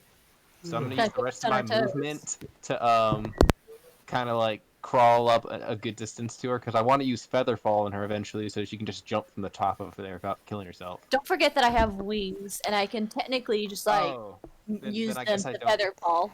I guess I don't need to give you Featherfall then. Okay. Not really. So the other It thing was- about Featherfall is that it is a reaction spell, which means that you can cast it at any time. You just get one of them per round. So, like, she could jump off, and just before she hits the ground, you could still cast that spell, even if it's not your turn. Okay. Cool. So that's the nice thing about it, is that you can use it whenever. So if someone suddenly is in danger of being falling, you can still use the spell, even if it's not your turn. As long as you haven't made a reaction so far.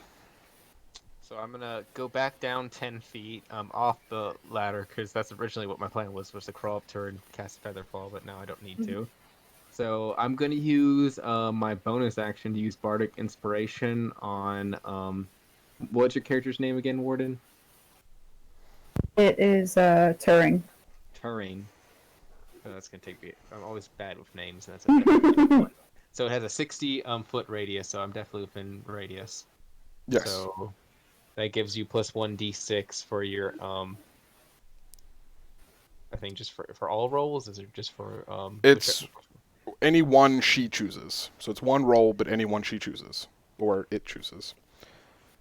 Is it like a one-time use, or should you get that like use 10 minutes once per every turn? One-time use.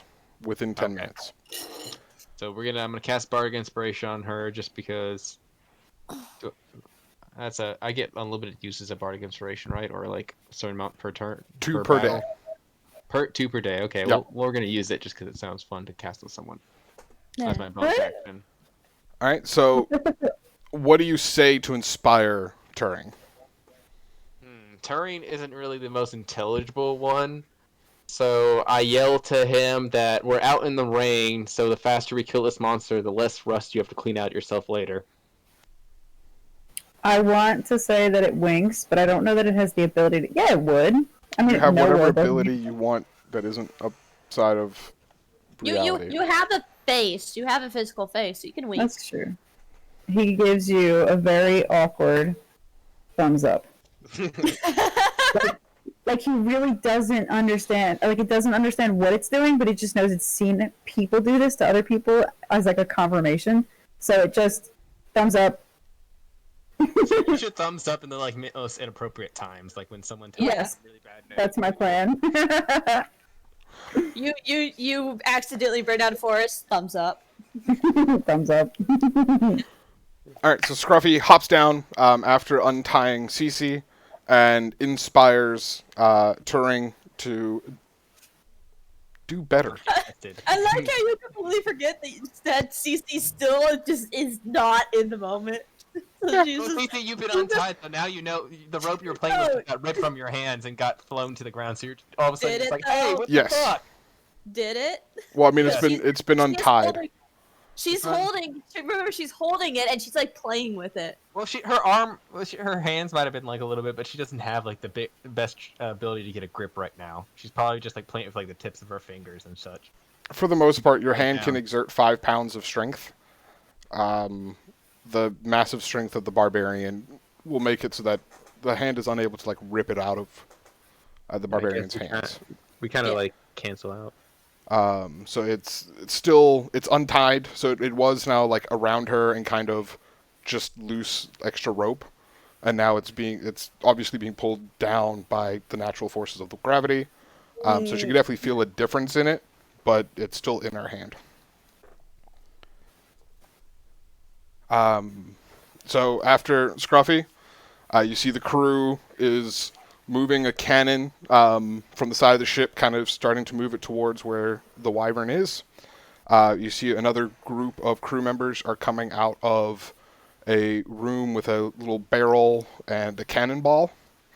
The captain will yell, "Keep that powder dry!"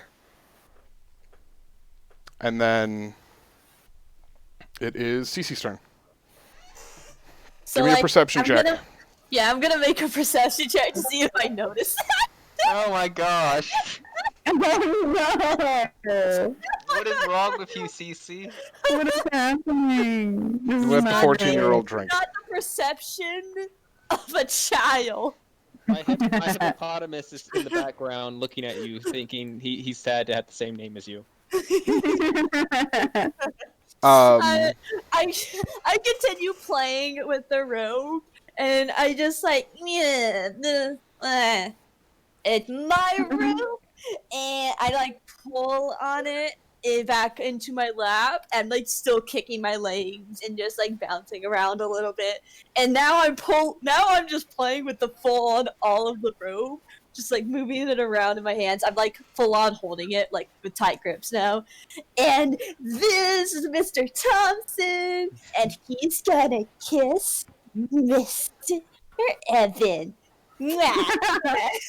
And they have a nice day together, and it's a romantic evening with lots of rain and pretty hot cocoa that's nice and hot and sweet. And You're just getting soaked by rain while you're doing this. yeah, I'm legitimately making this up. And they have some sweet little pink stuff that's like in a little container, and it's gonna be sweet, and they're gonna see pretty flowers flying around them. Okay. Cece Dear continues to play with rope, oblivious to what is going on. Well, I think at this point you've seen the Wyvern, but you haven't seen any need for your presence. Well, You did I've mention been the Wyvern earlier. staring. I don't know if the Wyvern's more directly down because I'm like 130 feet in the air, and I'm like looking kind of forwards and at the rope. So I could and could not technically see it, considering that there's so much rain and everything. Like, I know that there's a ship down there, but maybe I just don't see the Wyvern very much. Only reason I mentioned that you've seen the Wyvern is you did mention it earlier. You said the Wyvern does not get something because it is bad. So I'm assuming you've seen the Wyvern. No, that was something I randomly pulled. It's not because she noticed the Wyvern. Okay. It's just she heard her parents mention Wyverns, and she Coincidence. figured it was like a pet. Coincidence. Yes, it was a coincidence. Okie dokie. She thinks that Wyvern equals pet. So like a little puppy or something. Turing, you're up. Okay. You got my inspiration, so you get that +6. Delicious. Oh, here, All I'm right. gonna go to the bathroom real quick. I am going to. Am I unmuted? Yes. Yeah, I okay. can hear you. I am going to just unarmed strike again. I don't really have much else but to attack. This is so weird. I miss spells. All right. I am going Bardic to. inspiration affect that. It'll just affect if I use it. All right. Alright. So I'm rolling I have only rolled 6s. Have you noticed that? You rolled 17 for your actual attack. That's true. Okay, so this is the exact same roll as before. It I happens. don't have it. It's not. Is it still prone? Yeah, Yeah, it's so Oh, okay. So it's let me still roll just 2. laughing away. Oh my god. What are these fucking rolls? Alright, we got one more. Alright, so do any of those hit with a +4? No. 10 and a 8. Use the bardic inspiration. Oh wait, can I use it with my second attack? Or my first attack, whatever. With the 10? Yeah. Oh wait, I was gonna say, can I use it retroactively? Yeah. Okay. Alright. You guys are so not new so- to D&D, at least not some of you, but it's been a long time for you to play. it's been a while. So yes, it is perfectly fine for us to do a little retroactive stuff like that. Bardic Inspiration is a D6. There we So go. it's a 12. 12. Just a 12 hit. So the 12 hits. Okay. Alright. The Water Wyvern. I And Oh yeah, never mind. Go ahead. what do you want to say? No, go ahead. All right. Ooh, max damage. Man, this stuff is fire. That is 7. Total. Oh wait, no, I'm sorry. It'd be 6 and yeah. All right. So it's gonna be 6. It's gonna be. What did I just say? It's a +2 to my attack. Yes, it's 9 damage. 9 damage. Bless you. Thank you. All right. So with a flurry of hands, you once more land the first punch, and when you go for that second one, it basically just skitters off the slick scales. It now makes a save real quick.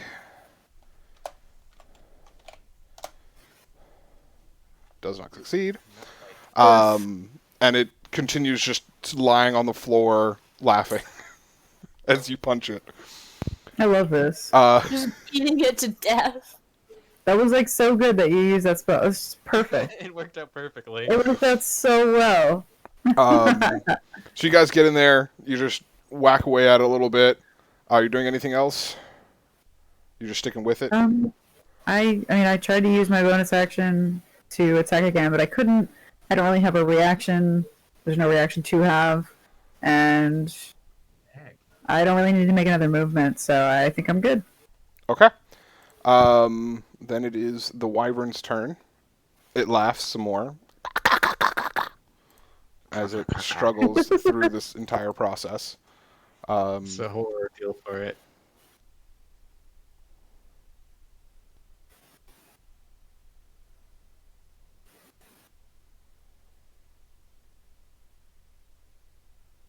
Gone quite quiet. Yeah, I was like, is my Sorry, mic I was working? just double checking something. If you had earned Flurry of Blows yet, but you don't do that until third Level level monk. 3 Yeah. monk, yeah. All right. So you hit it again. It laughs. It makes it save to see if it can break out of this laughter. It finally does. So Oh, at fuck, the I end of was its gonna- turn, the sound stops, and it kind of rolls onto its side. It isn't back up yet, but it is. You can tell that it's preparing to get itself back up on its feet. I should have taken my action to throw it overboard. Why did I not think of that? While it was still prone. It's a water wyvern though. I know, but it would at least have Get it slowed out it there. down. Yeah, it would have slowed it down and given us more time. It is Scruffy's turn. Does my spell attack bonus, what does that go to? Oh, and when, like damaging spells? So there are two types of spells. The first type of spell, your opponent makes a save against it. The second type of spell, you will roll an attack against the creature's AC or armor class. And so that modifier there is to make the attack against it. So there are certain spells that will do that. And I'm not sure if currently you have any that actually do attack rolls. Okay, be right back. See.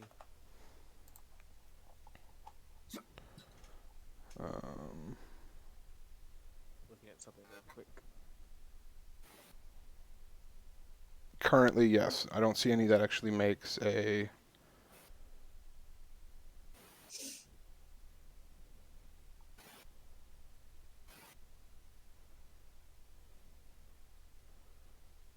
attack roll. They're all saves at the moment for you.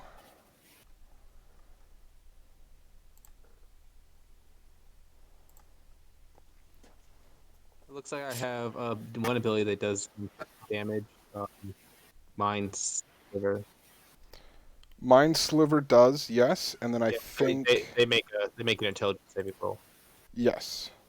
So I'm gonna cast Mind Sliver on them because it's a 60-foot radius and it's a cantrip, so I should be able to use that more than once.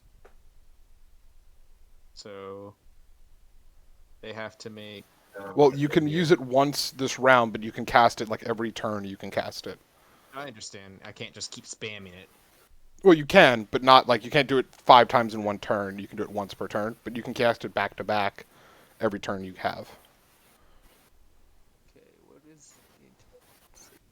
Quite needs an intelligence saving throw of 12. Okay. Oh, it's probably gonna fail this.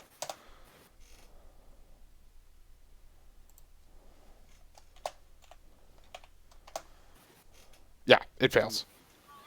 Okay, so I'm going to roll for 1d6. Yep. And do I add any bonuses to that anywhere? Like, because I have high intelligence. Not magic, unless specifically like some classes get to add special benefits to their spells. Magic, because it's usually a higher damage amount, will usually not have any kind of additional bonus to it. Okay, so I hit him with 5 points of psychic damage. Okay, and next turn, before the end of your next turn, if it has to make a saving throw again, it'll get 1d4 less. Okay, yeah, the first time it makes a saving throw at the end of next turn, it makes it roll a d4. So it's Okay, cool. weaker against spells next time. Okay, I guess that's definitely a good thing to cast at the beginning of a fight. It is, but I mean, it's useful whenever. All right, so it takes some damage. Let's see, how close am I to it? You're about, if you're at the base of the mast, you're about 15, 20 feet away. And how big would you say, would I know how big an explosion from a cannonball is, being like a mind worker and stuff and knowing height? So there's no actual explosion with the cannonballs, at least none that like the one that you saw. It's just an impact. So as long as you're not between the cannon and the actual wyvern, you should be fine. Okay, so I guess I'll just stay there though. Okay. I think if I can make a spot. Alrighty. Captain and crew.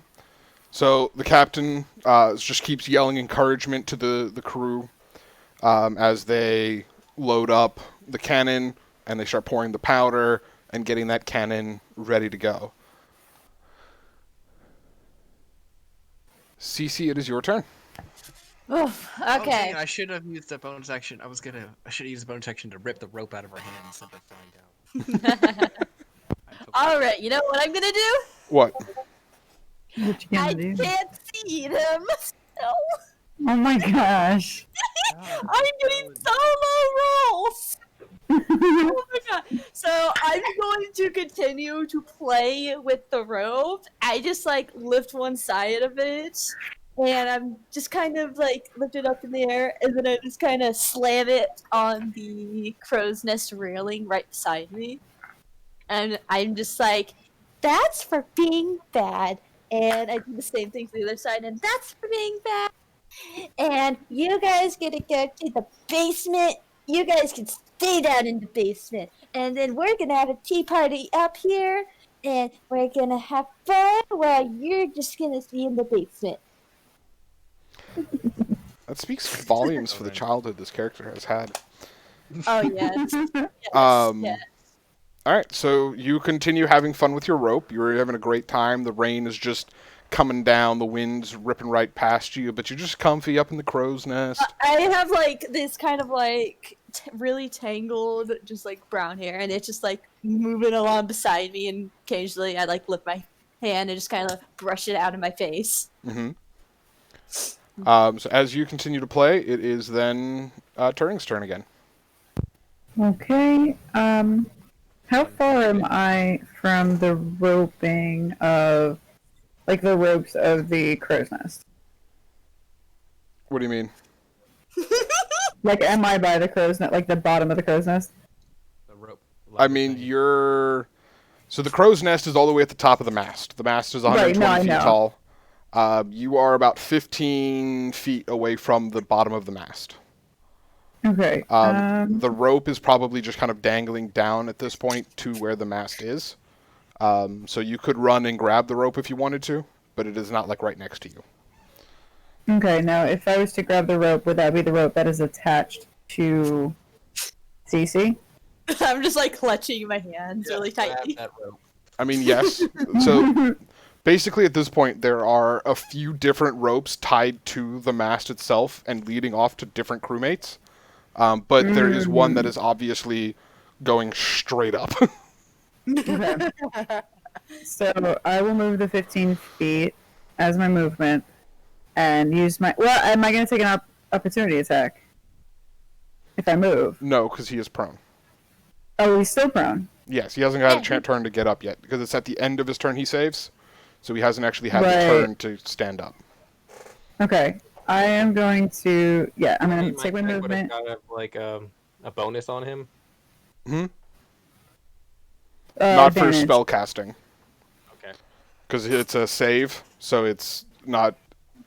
I may have ruled something if it was like a dexterity and he's on the ground. I may have ruled that he gets some kind of disadvantage.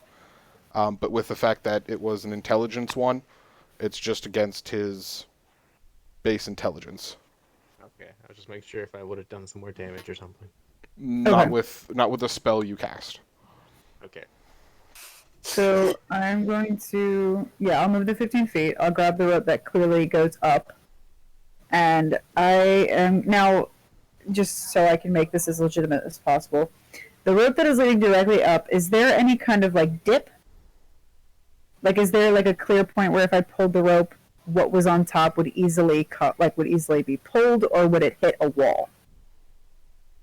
Because you see what I mean? Like, I think of a crow's nest. I know what a crow's nest looks like, but I figured it as like a basket. She is So sitting that- on the lip. She has. She's sitting on the... Okay. Yeah, she has specifically stated she's on the lip. She is not in the basket itself, I believe. I'm going to grab the rope and pull as hard as I can. All right, give me a strength check from the Okay. both of you. Actually, give me a Constitution save, kitten. Oh, then that would be a 20. Okay. God dang it, Um, man. I'm literally rolling like shit. Actually, if it's a strength save or a con save, it's going to be the same thing. So either one. So you pull the rope, and you feel it go taut as whatever figure is holding the other end of the rope just kind of resists against the being pulled down. No, 'Cause you I'm right next don't get to to come my back to sister. the basement. Goodness She's in gracious. the same spot that I'm in now, so would I be able to assist her to give her something a little bit better? You could for the next turn, but not at the moment. So, yeah, that's lovely. Because it would only be a 6.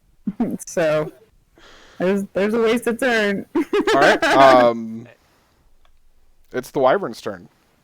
Oh shit. Lovely. How So- ironic that I can't see the damn wyvern, but apparently I really don't want to let go of my toys. The wyvern stands up, flaps its wings, and kind of jumps a little bit into the air. And a stinger on its tail No, fuck. will thrust out and hit the individual, or try to hit the individual who's been attacking it and hurting it over and over again. Well, we both have been. I had damaged it psychically and held it down. Yes, but physically, this other one has been whacking at it. Its intelligence is so low that it doesn't particularly understand what you're doing with magic. It just knows that someone walked over and was punching it repeatedly. Good luck. 16 to hit. No. All right. Oh, The stinger comes down, tries to pierce through you, and I slap it. you slap it away with your monkly speed, Dang, you got a high armor class. as it is Thank you. just floating just above, like 10 feet off the ground. It is now Scruffy. Okay, so I kind of want to try to pull the rope again, but I don't think I'm gonna be much better because my strength isn't that great. It's like 13, so I think I'm just gonna go with using Mind Sliver again. Okay. So it does a saving throw. It fails. Let me roll for damage. Yep. Because it failed before because it would get minus possible 4. There's no way it's going to succeed. 5 more damage. All right. Very nice. Is this thing looking bloodied? It is looking bloodied, yes. Very cool. On cannon, people fucking fire. Seriously, what are they doing? As if your wish was answered, finally, after loading all of the cannon, you hear a loud as a cannonball is fired directly into the chest of the flying wyvern. But it glances off the side of the wyvern Oh my god, really? and doesn't Oh actually my god. do much damage. Oh, this is lovely. The wyvern just sits there looking at them like, really? Its focus is definitely now on the figures around the cannon. Fuck. Yeah, that's better for us, probably. But I don't want them to die. Well, I wouldn't have those moral quandaries, would I? No. It's up to you. Shit. Morality's a gray area right now. What is your alignment anyway? Cece, it is Neutral. your turn. Super neutral. all right, guys. Ah, it's a 14. Do I finally see it? Yes, you do. Finally! After it flies up into the air and swings its claw, she finally hears it smack the wood when it misses, and then looks down. Cece looks down as she hears that weird little thing, just like, that's weird. That's a weird thing. It looks mean. I think it tried to, no, it tried to hurt my friend. It did try to hurt your friends. What's it Says the narrator. mean? Funny. I reach behind my back and I like pull out a hand axe that's like it's fairly it's as long as definitely like my chest. It's like longer than my chest. I'm just like gripping it with one hand, and the blade is like massive in comparison to like it's the size that an adult would wield. As for like a little child, I'm just like holding it in one hand. Okay. And then I pull out the other one. What are you pulling out?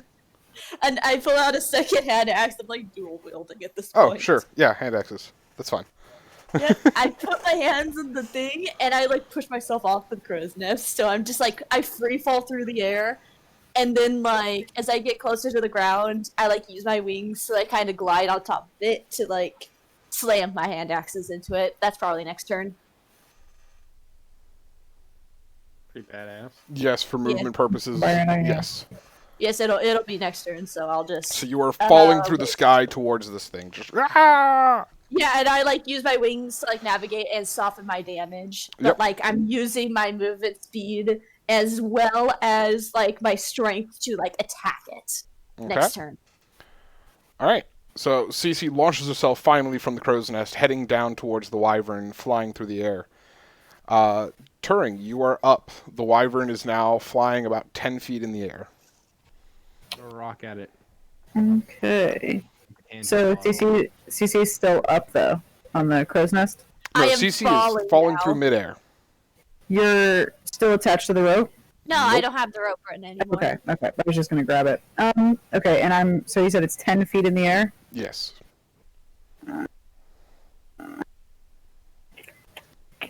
Can't exactly easily hit it. Well, no, I can't.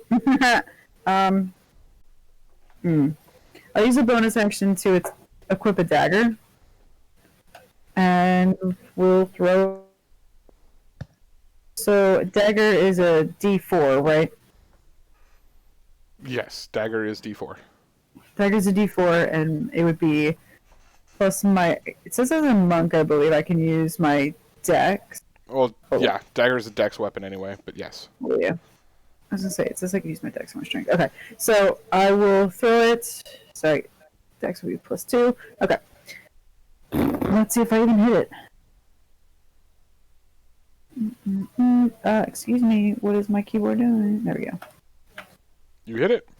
Yay, look at that. Alright.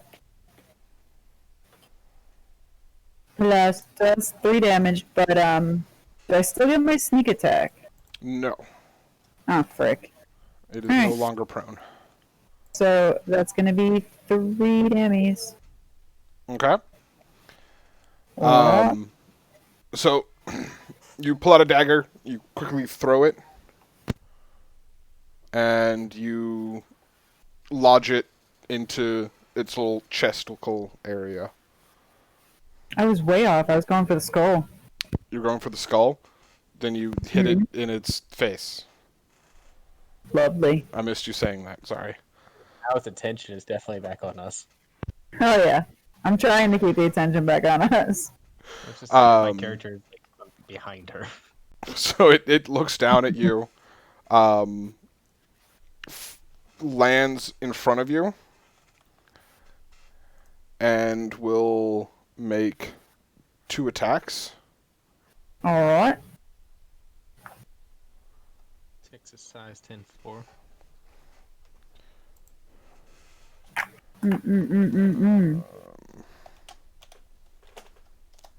Damn it. Yay! Yay! Oh damn! It must be hit from that boost too. It's pretty inaccurate right now. So Yeah, it slap tries to away. bite you, and then you see, like, as it tries to bite you, its foot kind of slips and it misses. It tries to swing its tail around to sting you again, and again, its foot slips and it misses. Slap it away. Each one. Slap, slap. This is having some serious problems. Probably that mind sliced. And then it is Scruffy's turn. I'm gonna move back like a good 10-15 feet away from it because now it's like up in my face basically because I'm right behind her. I'm just gonna Okay. back away, and then I'm gonna use Mind Sliver again. So Okay. gotta roll.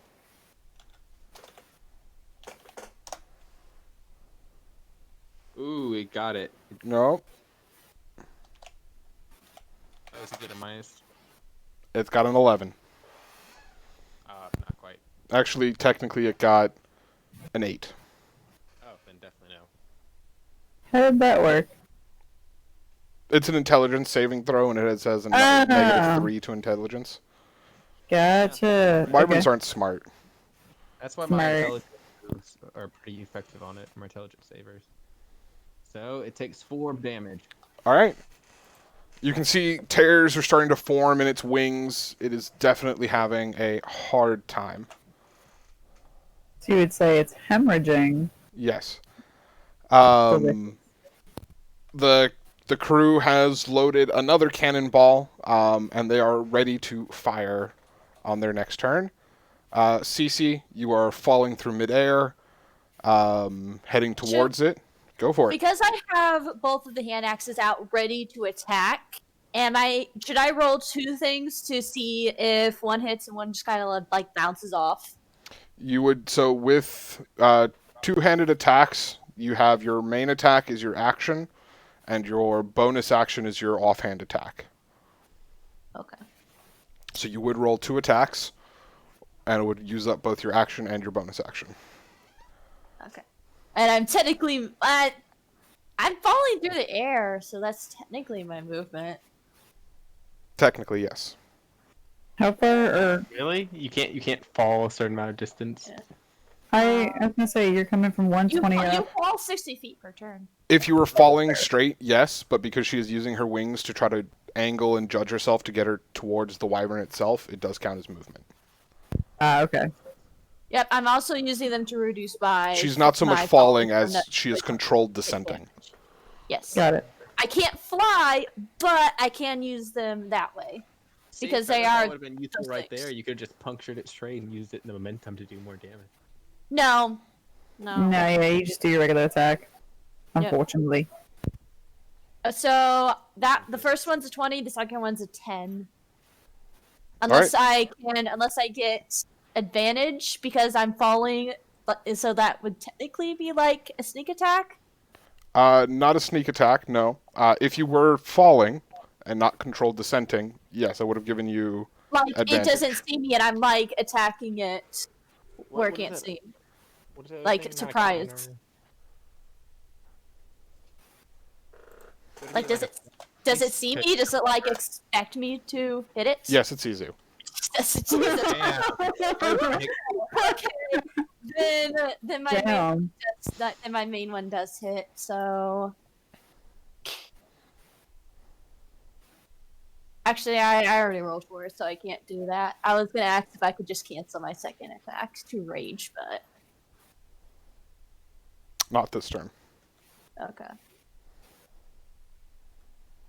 Could I have raged while I was falling? You could have, yes. Okay, could I have done that? Sure, we can retroactive it.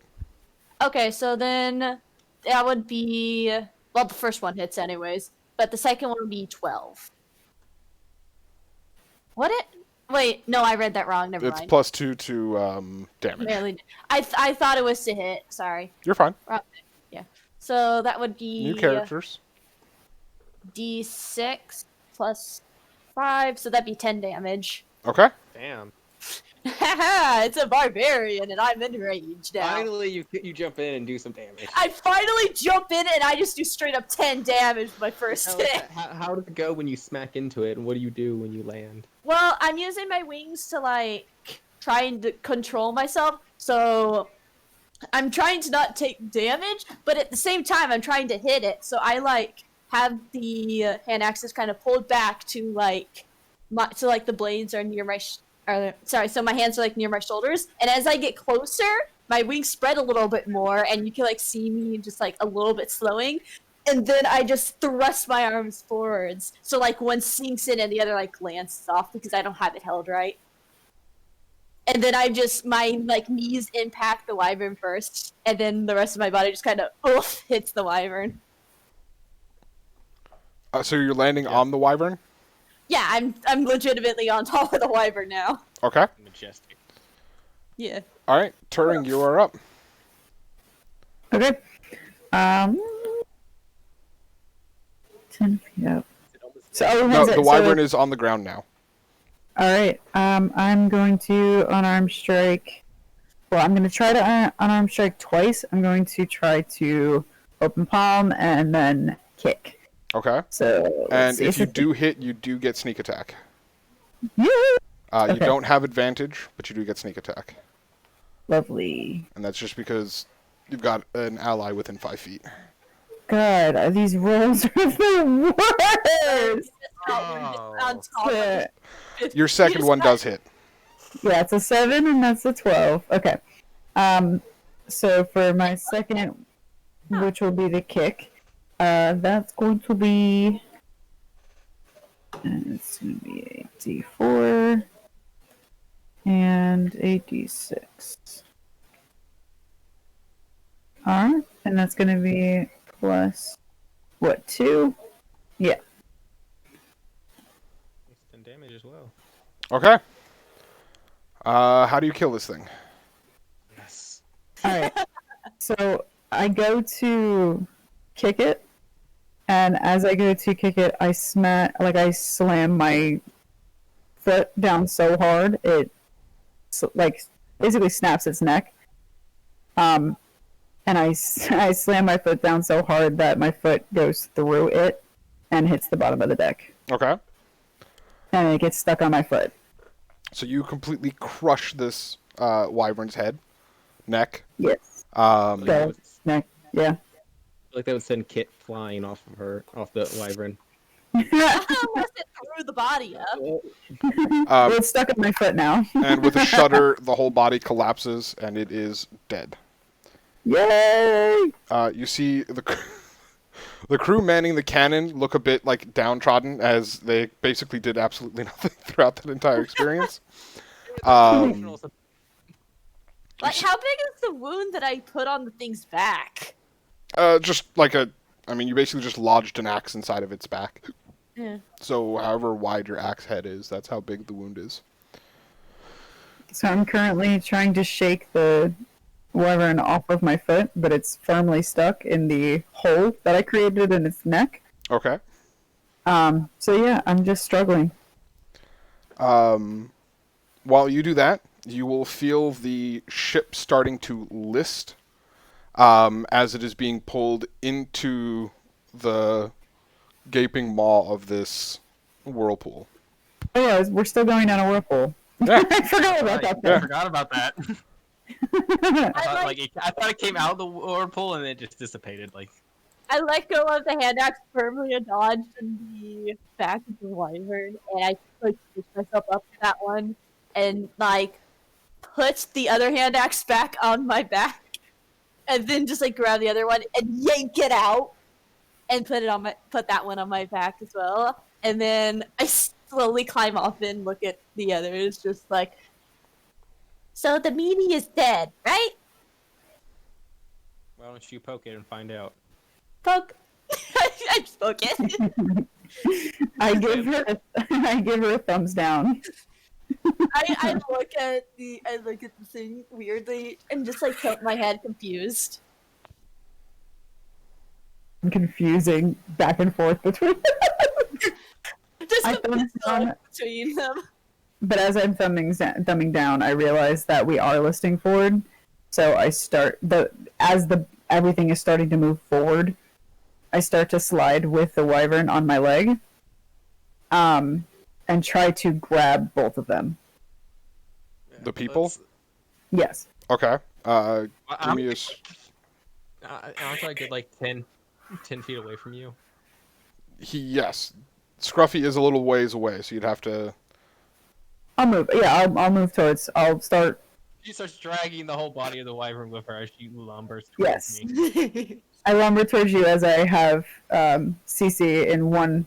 CC and I've grabbed her arm, and I'm now ambling towards you. Logically, like walking away or I'm getting away from you, I kind of just sit there and take another swig from my bottle and kind of just let it happen. As I dash towards you, I eventually get the wyvern off of my leg, and quickly dash towards you, grab you up, and start to run towards the part of the ship that is not listing forward. So try to like go to the back of the ship and Okay. grab Same side. You just have us in your arms, like both sides. Yes, like little stuffed animals. And I start running towards the mast to anchor us onto something I can hold onto. All right, give me a strength. I don't know what I Okay. did to earn the trust of this robot person, but I'm glad I did it. You I'll put his became leg de back facto on. leader. You put his leg back on. Yeah, after you tried to steal my leg, and then I shamed you into learning a lesson, I become the teacher. Exactly. Okay. So that's going to be, you said a strength saving check or saving like a saving check or just a strength check? And athletics. Athletics would be +3. Okay. We're not heavy. I'm gonna grab one of the ropes and just like chill. She has you in her arms, and she's running with both Yeah. of us. Well, I no, mean, yeah, I'm getting to the mast. she's grabbed one arm, but I'm gonna like grab a rope and just like start playing, just like play with it, just like shake it back and forth. A loose rope or like a rope that's like just tightened down. Any rope, just a rope that's near me. I'd say What? a loose rope. I was gonna say, I would say that if I ran, grabbed you, and she was still holding onto a rope, if there wasn't enough slack, her arm would be ripped off. No, So I think most of the we're ropes are just tied gonna- to the mast. So any Yeah, any yeah. action you take to get closer to the mast won't create taut. I am a barbarian, so that'd be 2 strength checks against each other. Very true. I think I grabbed you, ran back to the mast to anchor us to something we can hold on to, so that we don't fall off the ship. Yeah, when we're there, I grab the rope and I'm just like playing with it. I'm sitting like vertically in her arms, or like she grabbed me horizontally. Somehow I'm drinking out of the bottle, even though my whole body is sideways. I'm too drunk to give a shit at this point. Usually I would be quite annoyed, but I'm just like, I'm not quite sure what's going on because I've gotten to the point of almost blackout drunk because I've been drinking like last night. But Fantastic. All right. So as the ship starts going into the maw of the whirlpool, the mast is caught on the other side of where you guys are going in, and it cracks and it is ripped from the ship as you are sucked down underwater. You feel the water rush over and impact all of you guys as you are on the ship itself as you're going on underneath. A deep purple light starts just kind of emanating from inside this whirlpool, and then everything goes black. Ooh. Now, real quick, do you mean black as in the absence of light, or do you mean that everybody kind of knocks out? Both. Because I don't need to breathe. Then you are the only one who technically stays conscious. Okay.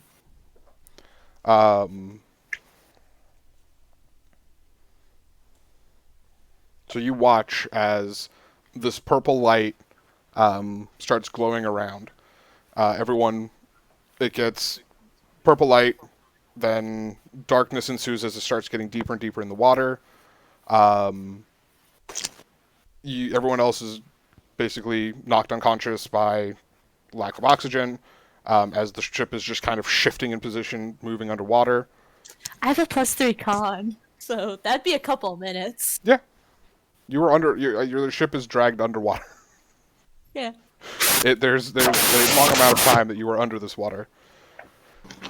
And then for like a straight up like 5 minutes, I'm just chilling with her. And then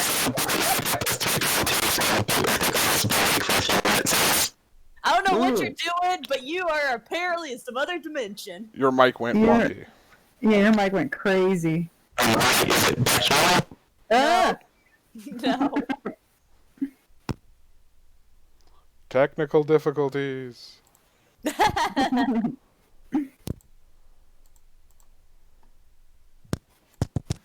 my back to normal. There you go. Yay! I said I had +3 Constitution too, so we kind of all be just sitting there for a minute, kind of. Can you stop going into the nether dimension? Your mic every My now mic was- comes in and out. Regardless, we go down, purple Yes. light, Purple then it light. goes black after everybody Yep. knocks out after their con saves. After a short while, you're the only one who notices this. Suddenly, there's no more water. I'm still holding on to them very tightly. Yes, you So are. I'm not clear. We are not getting separated. The ship is in midair, and it is falling to the ground.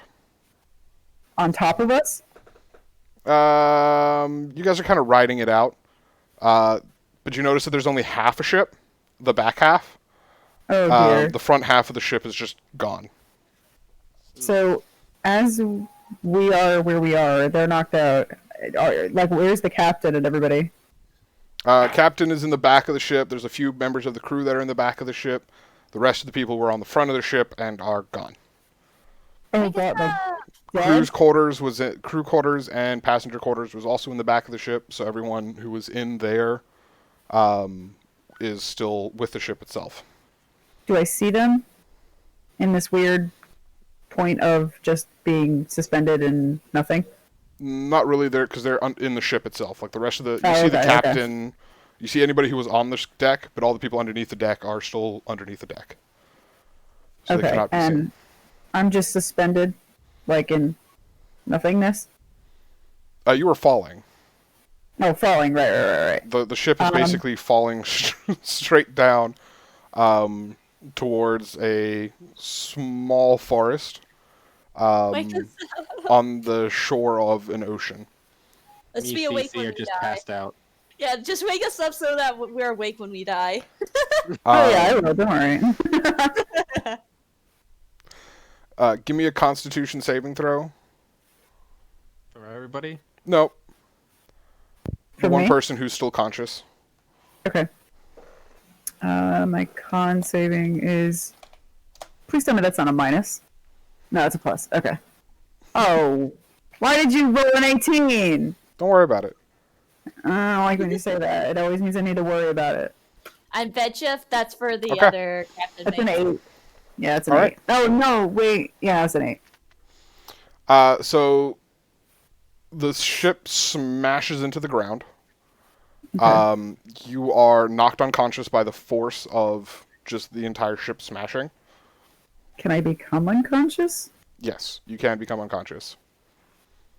Basically, you receive enough damage, you become unconscious. Just like if you reach Okay, 0 okay. hit points. Let's say if you wanted to fit lore for it, let's say the mechanical parts that causes your brain to work bash against the back of it, and it doesn't break, but it kind of like a part like gets dislodged, and it's just trying to fix itself repeatedly going. So you're just not quite awake. Got it. Make you feel better. Yes, it does. I land on my back though to protect them. That's fine. Okay. Why didn't you just wake us up? We could have done Falling in midair, she may not Yeah, be close we're enough to just falling. smack us and wake us up. I mean, I've got you guys around, but like I'm falling. I don't know what to do. If it was longer, then like, I mean, if the person that's giving you orders is unconscious, when you try to wake them up, But to be fair, she's not like the most.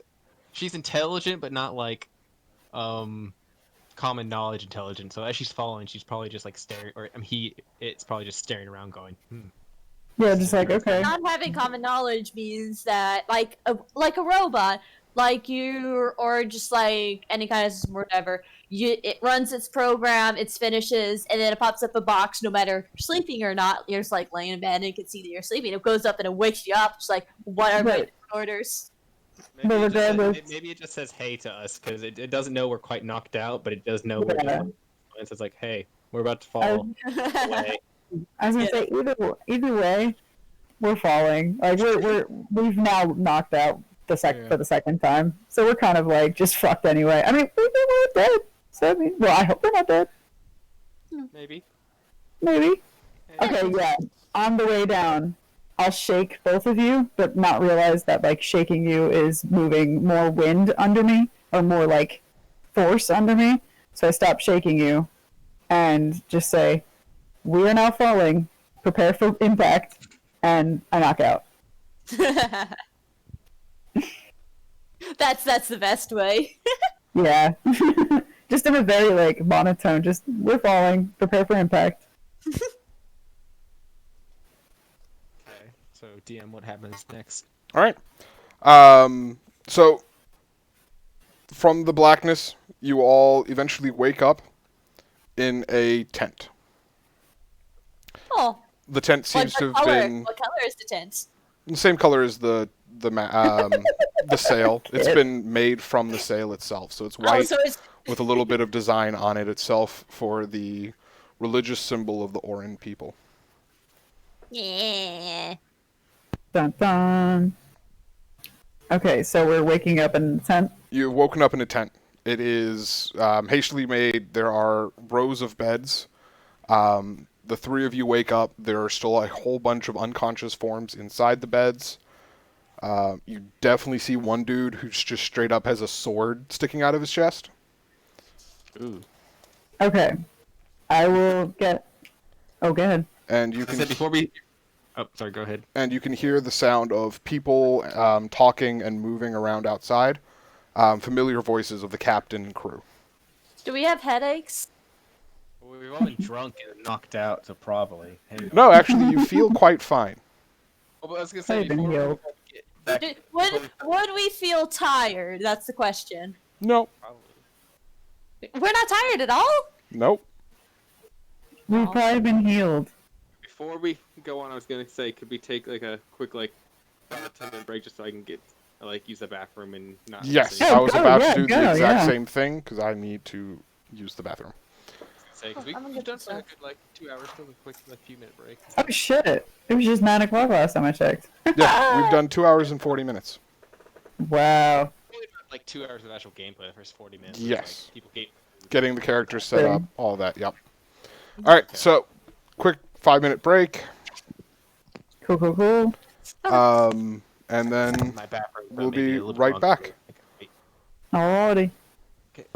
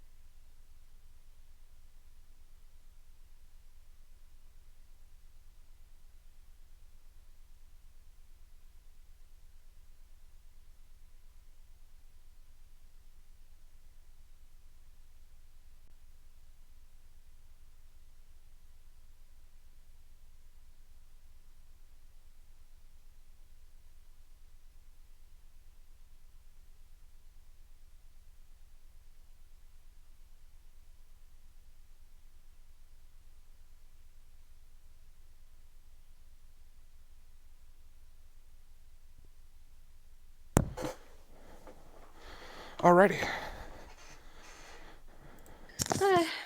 Just waiting for Scruffy then.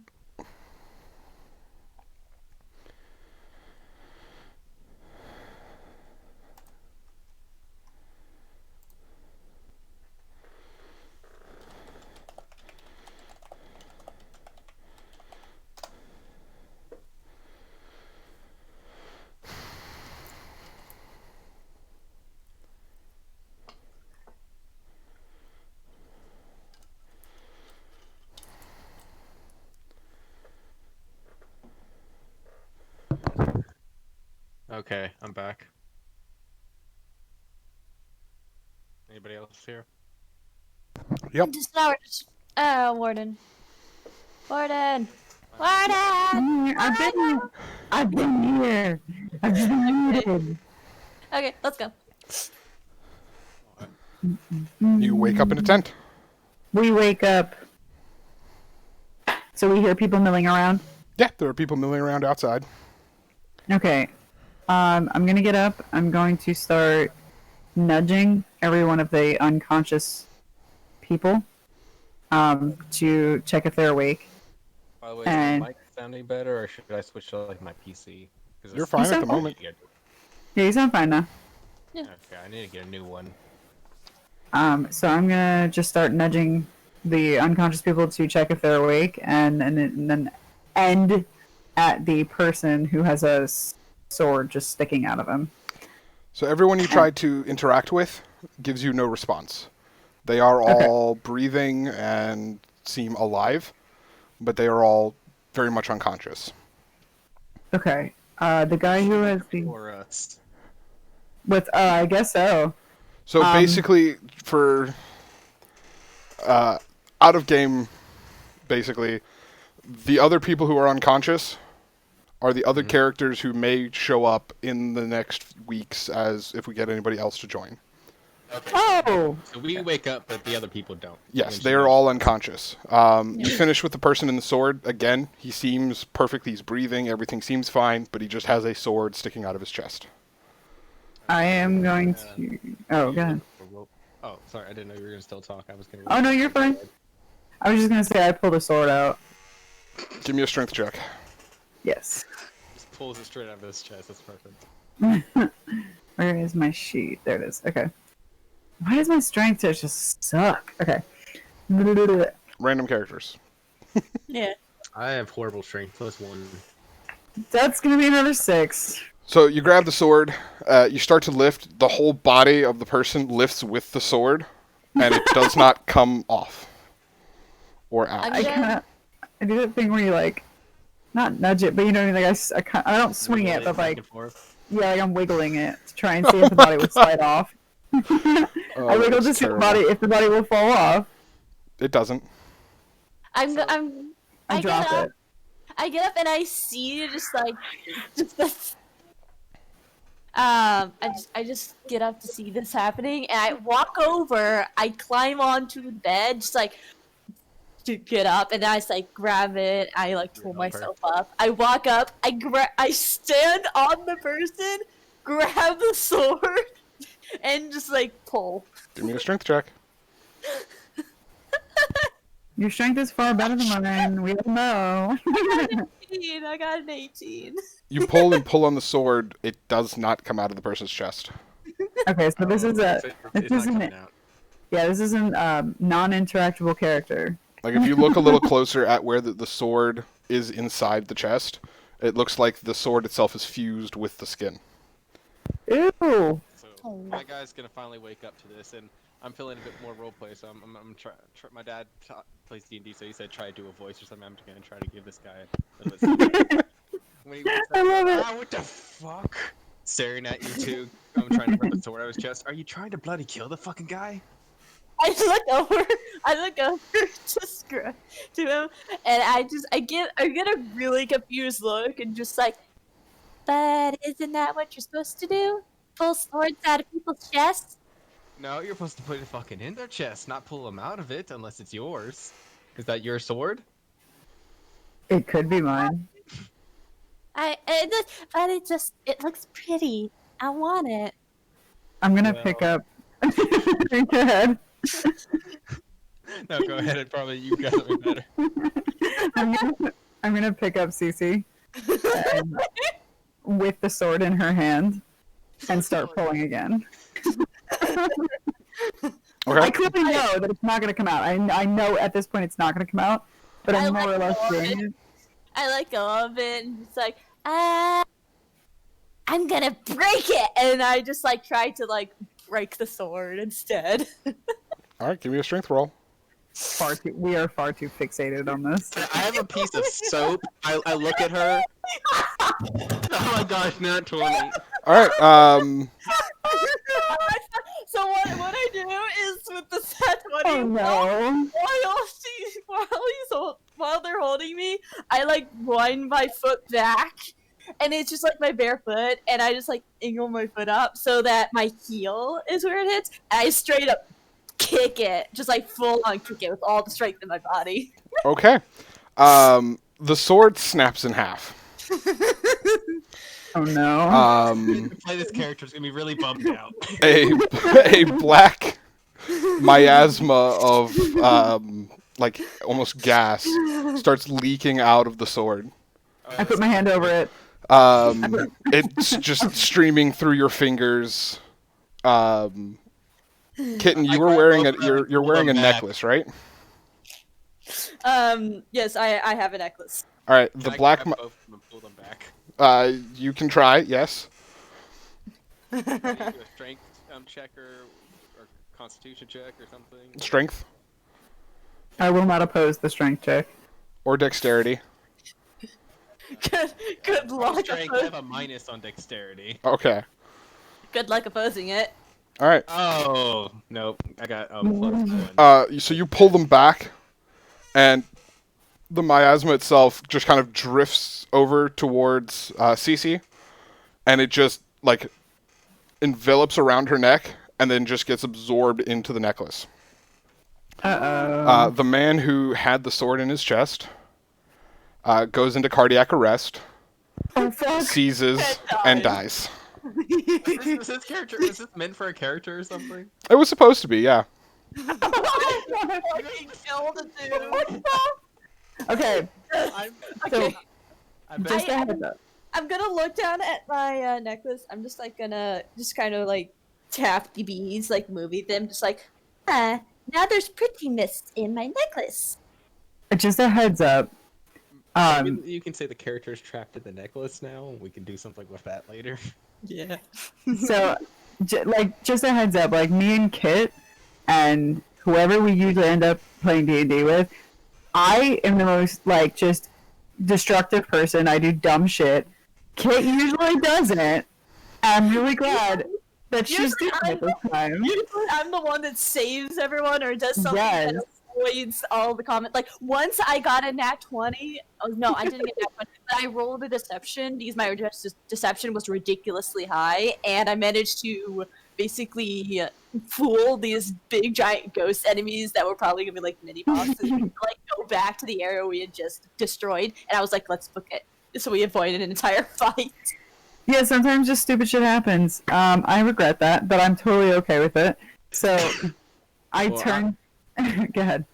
So I haven't played before, but I'm probably just gonna play whatever character whatever my character's like. So this guy's probably Yeah. pretty. he's more like he's going to encourage you if it's interesting to do it, especially probably Kit because it seems like it's going to be fun. Oh, most definitely. Most definitely. Yeah. And in addition to this, after she does that, she like kind of just like wiggles and gets out of your grip and goes over to the broken sword half. That's what I was gonna do. grabs it like as soon as she's finished inspecting her necklace. She grabs it and like holds it up and it's like pretty. Can And I it's, go like, up to you waving and your hand you a piece of soap and say you want trade?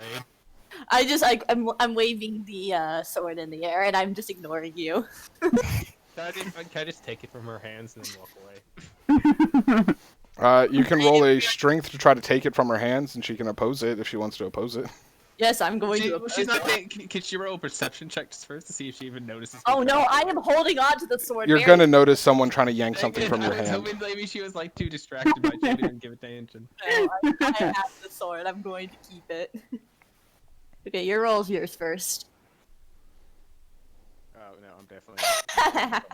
I've definitely won. So you guys tug of war a little bit over the sword. I give up very quickly. Yeah, and then I kick you away. I give up very quickly. Like after I notice I'm not getting it, I'm just like I don't care anymore. I picked them both up, like I did before. Why? I picked them both. You can totally oppose. I picked you both up. That's totally fine. I'm not trying to stop you. I'm going to- her for no reason, just because I feel defiant. That's totally fine. That is totally fine. I'm 3'4", so I'm basically just wiggling lightly, and I'm like, okay. I'm not even trying to get out. I'm just like I have the broken sword and I'm just like playing with it right Yeah. now. If the man is dead, can I take the other half of the sword out of his chest now? Yeah, it actually comes out of the chest fine. Okay, I'm gonna take the full half of the sword. That's still like a pretty good chunk. And Okay, you can have the so tip. Cece's got the haft with a little bit of the broken blade, and you've got the rest of the blade. Yes, I'm gonna take the rest of the blade and make something out of it. I'm gonna figure it out. All right, so I'm very sorry about the character you spent time creating. Sorry, Carl. I just fucking that's what he did. all right. So I'm going to pick you both up and walk towards where I hear people talking. All right, so you walk out of the tent. When you walk out, what you see is holding blades. an area, a large area has been kind of set up. You can see what you'd seen when you were falling was like a little area of trees. You can see they've all been cut down. You can see a pile of logs off to the right of where you guys are, where they've like kind of stacked this lumber. Out besides the tent, you see 5 other structures, kind of formed in a semicircle around this central area where there's a small tree growing. And of the 4 little buildings, the one kind of in the middle of the group is the back half of the ship that has basically landed upside down and has been converted into what looks like kind of open-fronted, but where you can see like beds and stuff have been set up inside. The galley, the kitchen, the mess hall area has been just kind of made into a little like a living space for people. The other 4 buildings you see are kind of like half formed out of wood that has been scavenged from the crash itself and from the wood that they've chopped down, and also made from canvas from the remaining pieces of the sail. They all look like 4 individual, basically they sort of look like stores. You've got one where you can see the heavy plume of smoke coming out. There's a smith running. One of them has a sign out front that marks it as Sylvia's Fine Clothing. Another one tent looks just kind of dilapidated, nothing much going on, and kind of just has this like negative aura about it. And one that is just kind of, it's just labeled general. Okay. You see people milling about. Yes. Are we in the age of flintlock? Are there pistols or basic rifles or such like that? It is not an extremely common weapon, but it is a weapon that exists, yes. Okay, so no one's going to be selling one around these people. Not here at the moment, no. Dang, because I want to make my guy a drunken pistol user. That'd be fun, but probably be very limited ammo then. Yeah. So basically, I mean, you'd have to talk to people to find out information about it. Okay. Yeah, you don't want to reveal stuff too quickly. I'm going to go and ask questions later. But firstly, before we do anything, am I able to do any type of investigation on the mist that went inside her necklace? You can give me an Arcana roll. As long as you want me to. Do you want me to drop you? Well, no, I can do it while you're just carrying me. It doesn't really matter. Sure.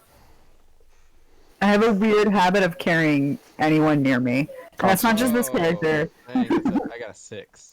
You are not sure. It looked creepy and weird. Let's just say while I'm swinging around, I can't really tell.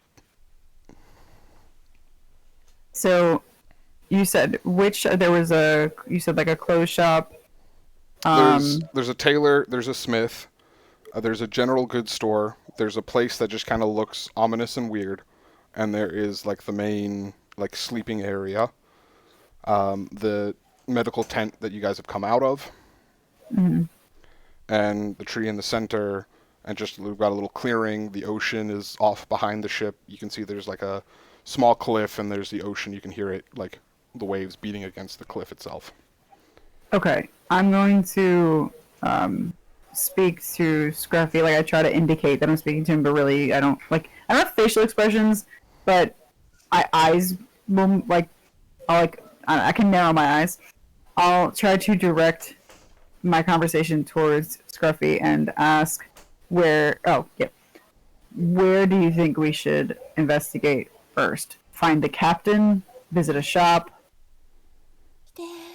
Honestly, I think we should probably find some type of captain to find out what the hell went on first, because before I buy some stuff, I want to feel what the shit is going on. Agreed. I'll move towards like the general store tent and try to hail the attention of the shopkeep.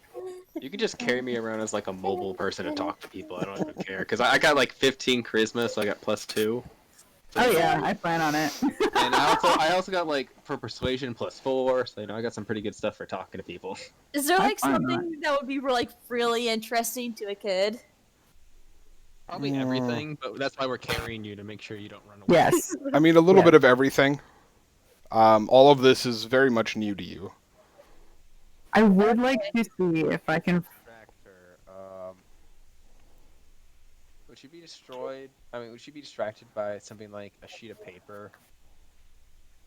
No, she'd be more distracted by like the plain beads and stuff, jewelry. Small toy. Yeah, small toys, things like that. Maybe something really shiny that she can like, play How with. distracted are you by the current piece of metal you have? Because you grabbed a blade. Maybe. Not very much now that I've played around with it a little bit.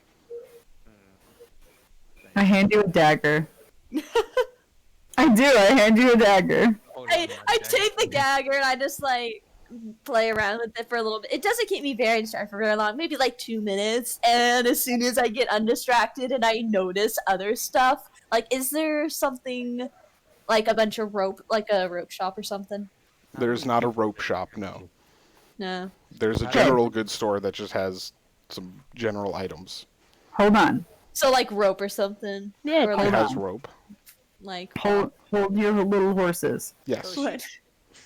As I'm walking us to the general store, hmm before I ask about the captain, I will ask about obtaining rope so that I can tie her into a harness, like onto the front of my body. Are we just carrying this child with us because she can punch and she wants to come with us? Or are we forcing her to come with us? I really don't know. I don't know. I mean, She's 14. she has an inclination to chill, so I mean, she seems like she's wants about to it. come with So us? like as you My get question. distracted into asking this thing, Cece will like break away from you, drop the handle and the dagger, run over to the general goods store, grab a piece of rope, sit on the floor, and start playing with it. I'm gonna grab the other. You cut out. My bad. Yeah. I'm just gonna take that just in case it's something later. So I'll walk up to the general store owner and ask, is the captain alive? So the general store is run by a dragonborn. Okay. She is, when you arrive, she's kind of sweeping the floor, the dirt floor. And the shelves themselves, like there are a few shelves, you see a couple items, but it all looks very bare. There's not a lot of stuff. There's some rope, some basic goods, just kind of stuff that you would assume would have been just kind of scrounged from the wreckage of the ship. the general goods, and then I guess don't know her name yet. She looks up at you, stops her sweeping, and says, "Yes, Captain's alive." Where can we find the captain? Yeah.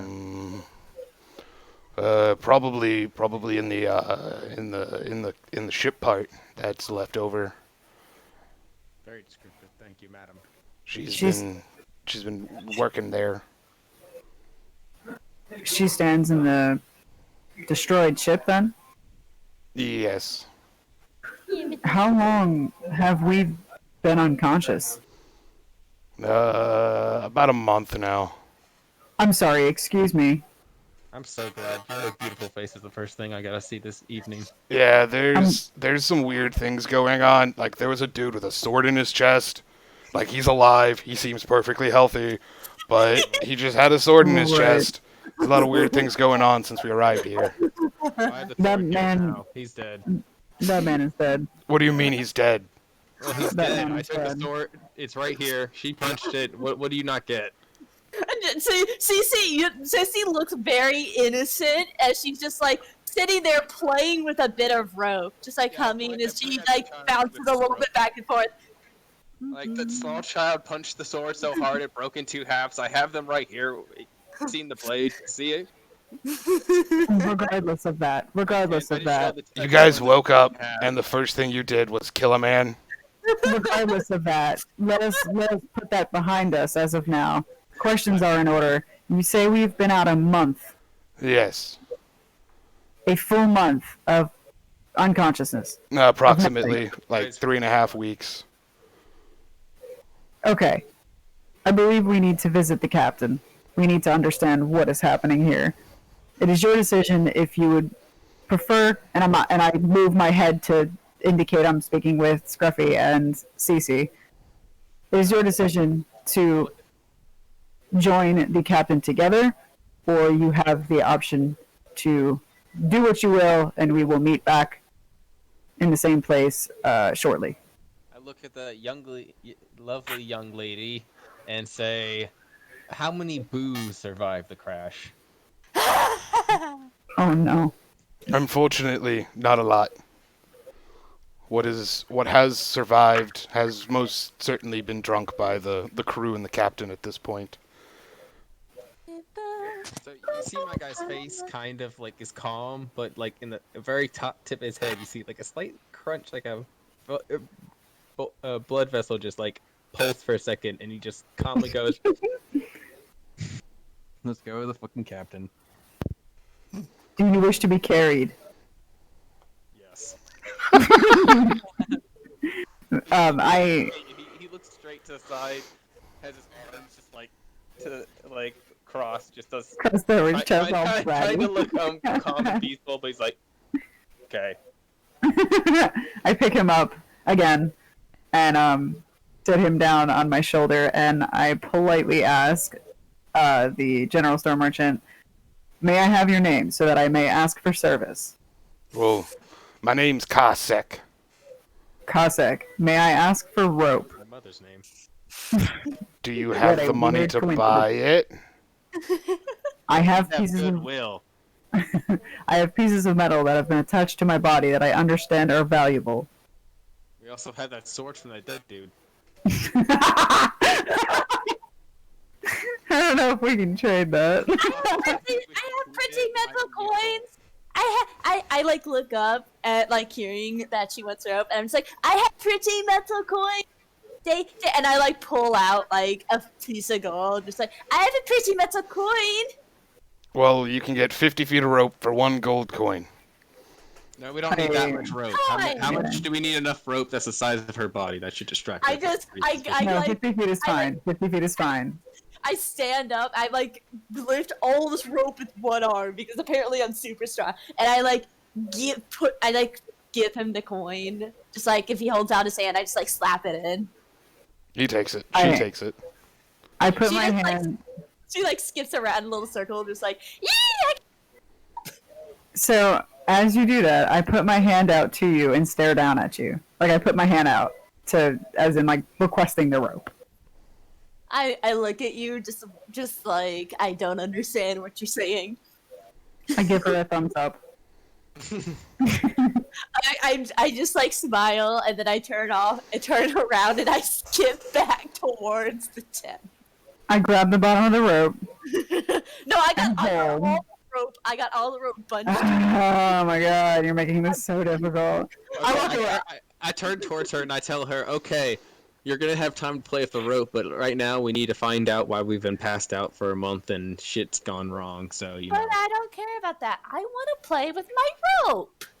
You may play with your rope. You But said in you were order- a friend. Don't you want to come on this, I guess, adventure? Will there be more rope? Yes. There will most definitely be more rope. I immediately skip over and I like reach up with one arm and just like jump a little bit, clearly asking to get on the shoulder. Can I hold her? I'm gonna hold her up with one arm. I'm gonna by her arm. Jump on her shoulder if you wanted to and make it pretty interesting. No, I'm like jumping and just like pointing at your shoulder and like saying, up, Yes. up, up. I am going to grab her arm as she's jumping and hold her up in front of me, and I will put down Scruffy for just a moment so that he can help me tie her to my chest. I'm like, I resist a little bit, like, no, I want to be on your shoulders. And then I'll You can- put the back of my dagger in her mouth, kind of like a pacifier. I slap you away. I'm just like, I want to be on your shoulders. I want to play with my rope on your shoulders. Here we Okay. tie her with your No, shoulder. I was about to say, I'm gonna place you both on my shoulders, but I'm gonna tie her down to my shoulder. Like her little legs will be tied down. For her hands, feel free. I happily sit there and play with my rope. Yeah, we tie her enough, but we leave like her arms out so she can Yes. perfectly play the rope, but So not she can- like, get free. Yeah, she can totally have full free motion of her upper body, just not her legs. So Two little ropes that she can play with. as we are now on our way, we walk towards the to the ship. Okay. So you arrive at the ship. It's basically empty right now, as it's kind of midday-ish, and people are out doing different things. But you do see in the back, with like in a little dark corner with a little lantern, is the captain. She's bent over a desk and she's working with a piece of paper. We walk up to her, Like a compass. and I don't say anything at first because I forget the niceties, like the manners of just interrupting someone. And I just say, Captain. I go, ahoy. I'm playing with my rope. She puts down the instrument she has in her hand and she looks at you and says, "Ha! Well, looks like some of the sleepers have awoken." apparently. So, I saw some pretty miss. yeah, so a couple of things. So I guess believe that I've handed out one of the halves of the sword, just kind of pull it out of my backpack, and like, there's a dude with a sword in his chest. This is that sword. How did you get it out? We tried for days. Before they start to talk, Kyle, you no, one thing from the before, sky. no. Before they start to talk, I realize this is a bad situation from the reaction of the general merchant, and I put my hands over their mouths. Hey, you're not supposed to be that wise. You're not supposed to be that intelligent. You just. Hey, I never said I wasn't intelligent. You I'm said you playing were, with the rope. She is wise, not intelligent. I learn from reactions. I cover your mouths as soon as you start talking about it. Captain. It's all the fun. Captain. I just keep repeating the word I'm captain. supposed to be the guy who talks. I'm the intelligent charisma guy. Okay. Go ahead. Uncover your mouth and go. So, what exactly has been going on? Things don't really go too well. Oh, we're not really sure. We landed here. Some of us woke up pretty quickly. Tried to provide medical treatment to those who didn't wake up, but For the most part, they seemed fine, so we stuck them in a tent and began building a sort of camp for us to survive in while we try to figure out where we are and what's going on. So you don't know where we are? I've sailed every shore of Orin, but this does not look familiar. So wherever we are, it is not Orin. So on the venture that we went to discover a new land, people are surprised that we discovered a new land. Not so much surprised as relieved that we're alive. Well, I thought we were going to die. Yeah. I don't really remember the ending part. I do remember some big dragon showing up, but then I took another swig at my flask, and things kind of started going fuzzy. What's a dragon? A flying creature with wings. It has Ah. wings, and it looks like a big lizard, but not the ones you can pet. It is a flying creature much like yourself, but has What? scales. But I don't fly. You have You wings. have wings, What? Jinx. But I A don't portion fly. of your wings. I can't.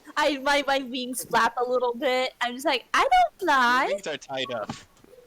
Oh yeah. Oh, they Yeah, shift a look little at- bit. look at Then the they Russian shift a little race bit, and I just like look confused a little bit. I just like tip my head confusedly and was like, I don't fly though. I'm not. I can't fly like a bird. I've seen people that can fly like birds and stuff, and some that just like hover in place and Look fly. at the robot and say, But I can't fly, and my parents told me that's because I'm a monster, and my wings don't work because of that. I think that I just told you that because you were annoying. Oh my god. I told you, my guys are sarcastic assholes sometimes. Why don't I have any kind of like human? Anyway, I'm. Because you made a will- character. I did. I realized a few things. Gear Yes. and don't have anything, so he looks at the captain and says, "Well, things don't really look to be going too well. So, as a person who has nothing in his wallet except for some paper and some ink, is there anything we can do to help?" Ba-boo-ba-da-boo. Well, we need supplies. We're in short order. We have done some minor scouting of the forest around where we've made our home. We've definitely found signs of civilization, some hunting trails and stuff like that, but we have not actually come across any people or a city itself. You say civilization, but you have not found other creatures. No, we've just seen like predetermined trails where people have obviously used it to travel from one place to another. Have you scouted the circumference of the island we seem to be on? We've gone a certain way out from here. We have not found any sort of, besides the shore behind us, if we traveled in any of the other directions, we have yet to run into any other shore. So all we've kind of scouted out is the area around us in the forest itself. We've discovered some weird creatures, but no people so far. As far as sustenance, as my companions will need to eat eventually, have you been hunting any creatures for survival costs? Well, we've got Willie fishing off the edge of the ocean at the shore, and we have Candace and Wallace are out trying to find some other protein or meat and vegetables. Have you noticed anything strange about the fish you have been taking in? Does anything look, any indication that we are possibly much farther than we expected to land? Recognize any of the breeds? Every fish and every animal we have seen so far has not been anything we are familiar with. Nothing on the records. Are they pretty? That is a good question. Are they pretty? some of the fish have quite iridescent scales. They do look quite nice. Before we Pretty. chop their heads off and throw them in a skillet to cook. Is there purple? About that skillet, where would that be, and how much do I need to pay for it? Do you take pay for it? Well, at the moment, the skillet is in the kitchen, and we're trying not to sell it, as it is one of the few items we have to cook food with here. I'm saying, like, for food. I'm not trying to buy the skillet. I'm just trying to buy food from the skillet. Oh, we don't sell the food. You guys are part of the ship. You were with us when we landed. We supply food for everyone who lives here at free of cost, as long as they work. We've been passed out for a month, so I'm very surprised we're still alive. I'm not starving to death, So are I'd we. like to get something about munchies. Red scales. May I intervene to ask a question? Yes. Why does the appearance of the fish matter when it comes to your sustenance? Because it has to be pretty.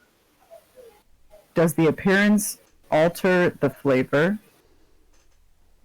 Depends Yes. on how much you've drank. Yes, it does. Consuming alcohol changes the flavor of your protein. No. No, but it has the fish has to be the thing has to be pretty. Otherwise, it'll taste bad because it's cursed. I understand your logic and will not question it. Yeah. I'm just gonna go Goddamn. for yes on her. Freaking everything Cece says is very, very obvious what her freaking backstory is. Okay, so I look at the captain and say, okay, obviously for getting food, that means everybody has to do their fair share for the rations. What tasks do you have for us? Well, for the most part, searching the surrounding area, trying to find things that we could use. Right now, we have some basic supplies, but we could use more. We are trying to find a city or some sort so that we can try to engage in, figure out what's going on, where we are, maybe obtain some maps of where we are. Anything to help us build a little tiny camp here that isn't going to be overrun or give us problems. If you're gonna send us out on exploring, is there any place we can pick up some supplies? We don't really have money for trade right now, so I don't know if there's any place we can pick up a small amount of like issued supplies we have to bring back, or something we can temporarily use, or maybe stuff we can just get just because we are very low and all I have is a rapier. Well, if you need some basic weaponry, you can talk to the blacksmith. He has been very reasonable so far. If you need armor or any kind of tailoring, you can talk to the tailor. Ronan, he's a bit of an odd sort. Doesn't really have anything at the moment, but he kind of just moseys on in his little tent. Okay. I do have an out-of-game question real quick. Maybe this is something that's been phased out in E5, but is there still like weapon proficiencies and stuff? Yes. How do I find out what my character's weapons proficiencies are? So it's on your sheet. First page. Oh, here it is. Proficiencies in languages. So you are proficient with light armor, crossbows, hand crossbows, longsword, rapier, short sword, and simple weapons. And is there a way I can increase that to double down on certain weapons? Is that only for certain classes? Because I know certain classes can master weapons and some can become proficient in multiple weapons. So there are, like, so simple weapons gives you all the basic weapons, like a dagger, a staff, that sort of stuff. When you reach a point where you can take a feat, you can take a feat to learn or master martial weapons, which are like a higher tier of weaponry. Okay. definitely go to the blacksmith and try to see if I can get some form of ranged weaponry. So, Sorry. what is the? Yes. I follow you. Okay.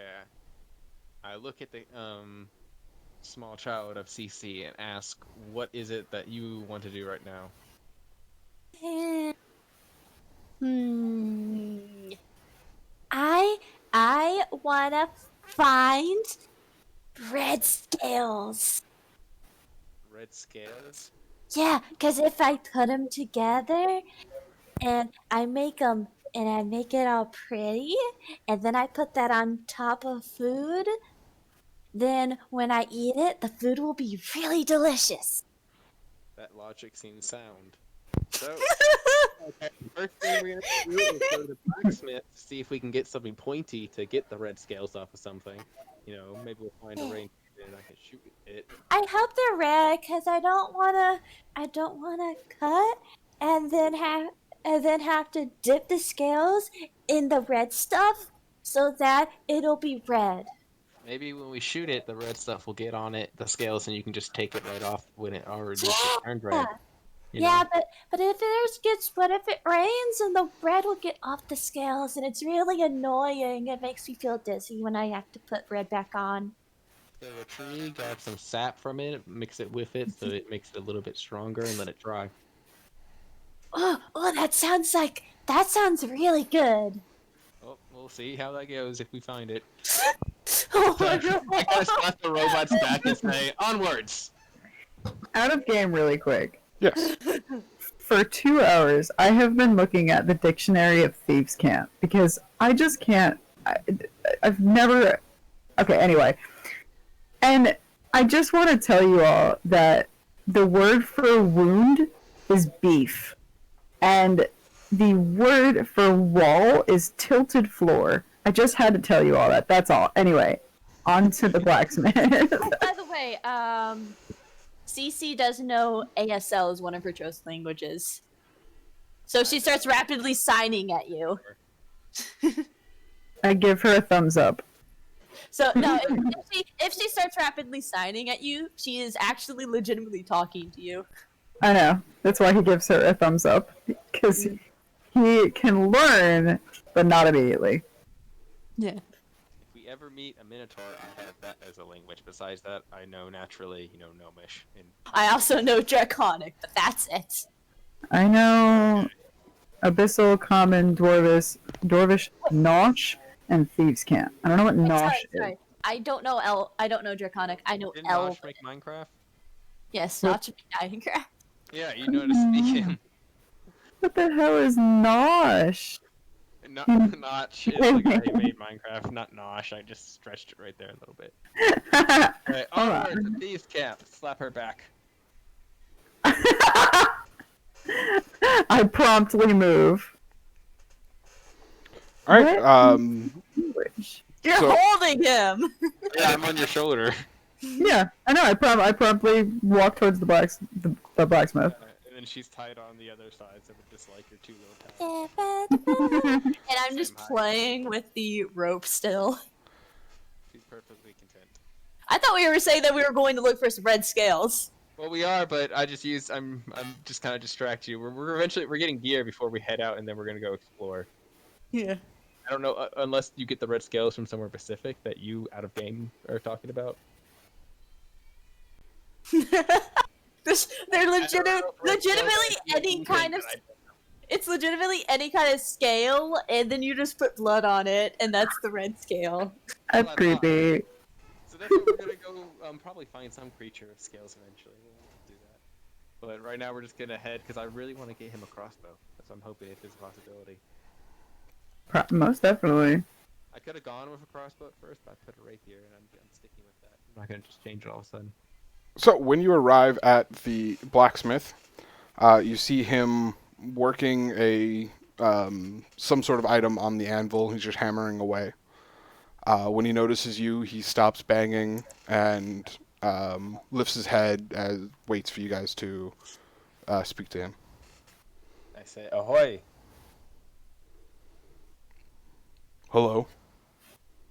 So, No. yeah, we've been by the captain after just waking up for about 30 days to immediately go out and explore. So that's normal. But getting on to that, we need CC very loudly and very crossly says no.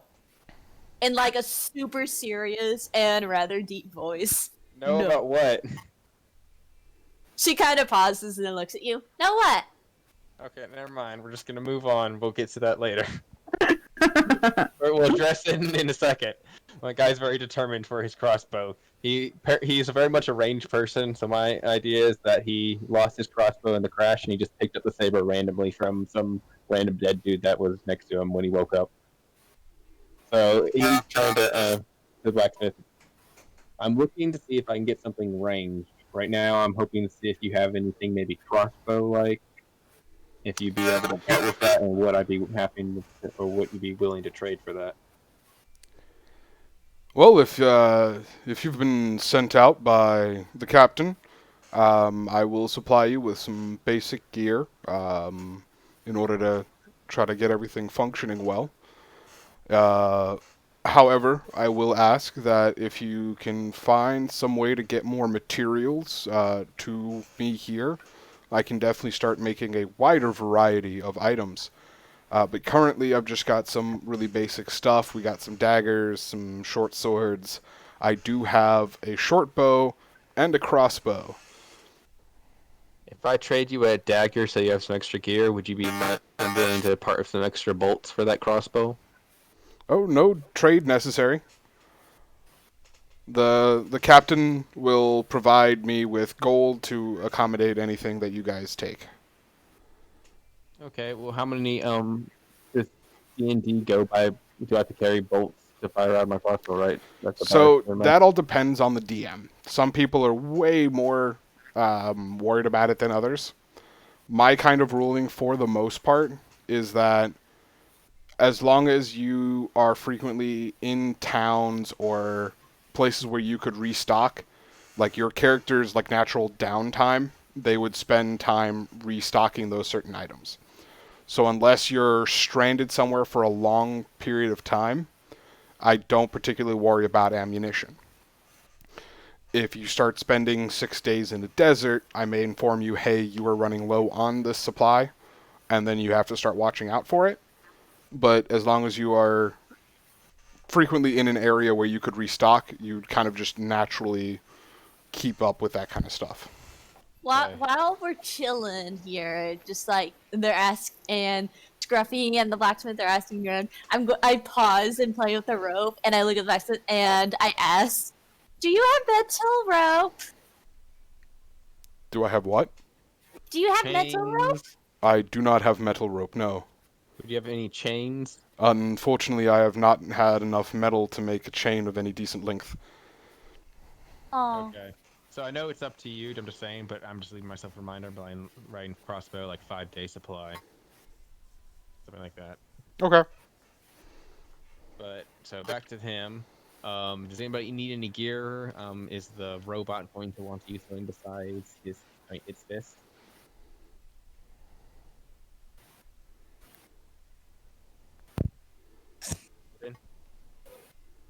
Does any of you need anything else? Oh, I'm sorry. Yeah, do you guys need any gear? Apologies, I wasn't even paying attention. Maybe? Can I have a like a door that blocks stuff? Do you have any shields? At the moment, I don't have any made, but I can definitely get one made for you. It would take me a couple days to make one out of wood. To get it cut and shaped and down to size. Now, if you want anything sturdier than that, I will need some metal to kind of work into the shield itself. How much metal, and could you just use something like some spare weapons we find, or would you need some actual ore? Yeah, if you can find spare weapons, I can melt that down. I think we both have a dagger on us. If we both get a dagger, would that be enough, or do we need something more substantial? I would need like 4 daggers to melt down enough to put some metal in the shield to give it a good base. I reach behind me and I like pull out this massive glaive. Like it's very clearly 2x the size that it should be for me. And I like hold it up to like, can you make this smaller and use the extra metal for my like wooden door thing? Yeah, I should be able to work with that. Cool. Yeah, because it's like clearly oversized and I like clearly can't wield it except for with like 2 hands. How much time do you think that would take? It's still just a couple days. Okay, so do you guys think we'd be better to rest, gather some information, and eat some food, and then wait for her weapons to be done? Or do you want to go up for her before she's fully equipped? I have my big hand axes and I like pull out the 2 like obviously oversized hand axes as well, and I'm just like wielding them very just like efficiently. Oh, okay. And then I put them away. How's she doing this with her tied up? That's impressive. Her hands aren't. Her hands aren't tied Yeah, up. Remember, her hand- whole upper body isn't. I thought it was like just like her arms, like just the bottom, her bottom arms were free. Like you had her like upper arms like tied up. That's what I thought, but never mind. So what we're currently saying is that we need to make her a shield, but we need to obtain more metal. Or do You we have the have metal. enough He just needs time to do it. Yeah, He just needs time to do it, Get out okay. now if we want. I was just saying if you guys wanted to wait for it, but if she has weapons, then we're good. I thought we were just sending her out without anything. As long as we No, are well I have- equipped.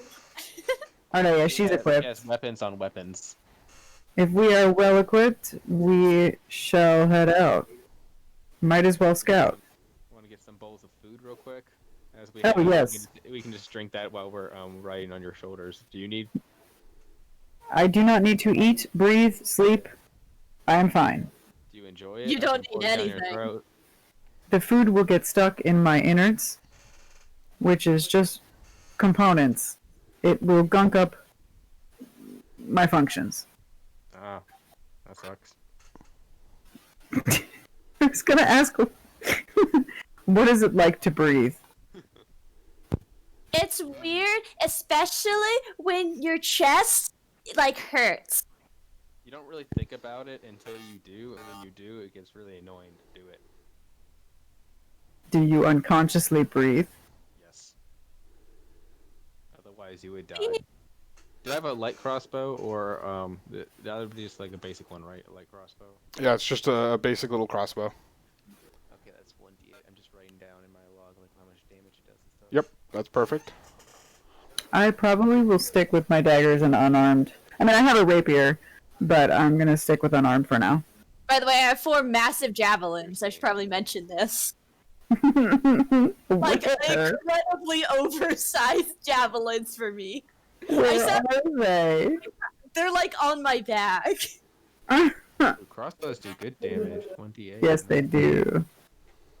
I'm glad. I'm gonna be the nice like. I'm gonna try to be. I'm not really like roguey, but my character isn't really get in your face dude. But he is very has a lot of constitution, so I can if I need to.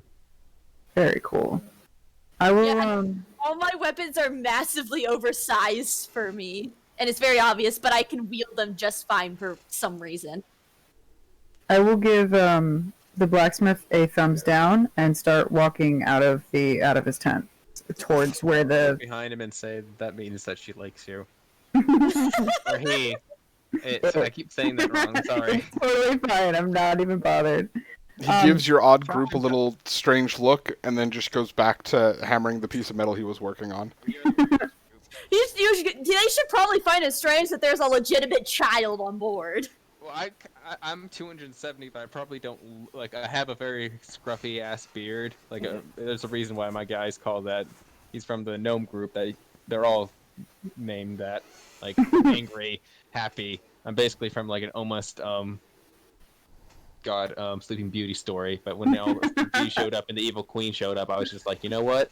I don't feel like doing this, and kind of just disappeared and went on a boat. This is I'm why good. I'm here. Someone's like, hey, you want to go discover a new country? Sure. Sure, let's do it. He was shit-faced. He really wasn't thinking about it. I should have called him drunky, but they saw his beard before they realized his alcoholism. So, what I was reading when I was looking into the age of Warforged, they can literally just exist forever as long as they're serviced. So I don't know the reason why he was I think he ended up on the boat and wasn't really intentionally getting onto the boat to go travel. Yep. I think he was maybe traveling with the person who serviced him, and now that person who serviced him is dead. So he is on it's on a timetable here, but unless I can find somebody who can service. Who was the dude with the sword in his my chest? kids.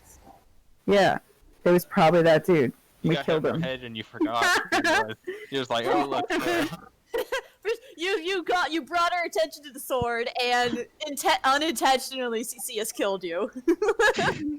Come on, as soon as Killed you your father. outline, if you outline something that is different than anything else, I'm immediately gonna harp on it. Just like if you give me an NPC that's not supposed to be a friend, they will be our friend, because no matter what, I am now hyper focusing on that one thing. That is just how I function. So I know Rogue is CC our finds way something. of controlling Cece, but how do we balance you? By Just telling shiny her, things and show you to it. by telling them what to do. Yeah.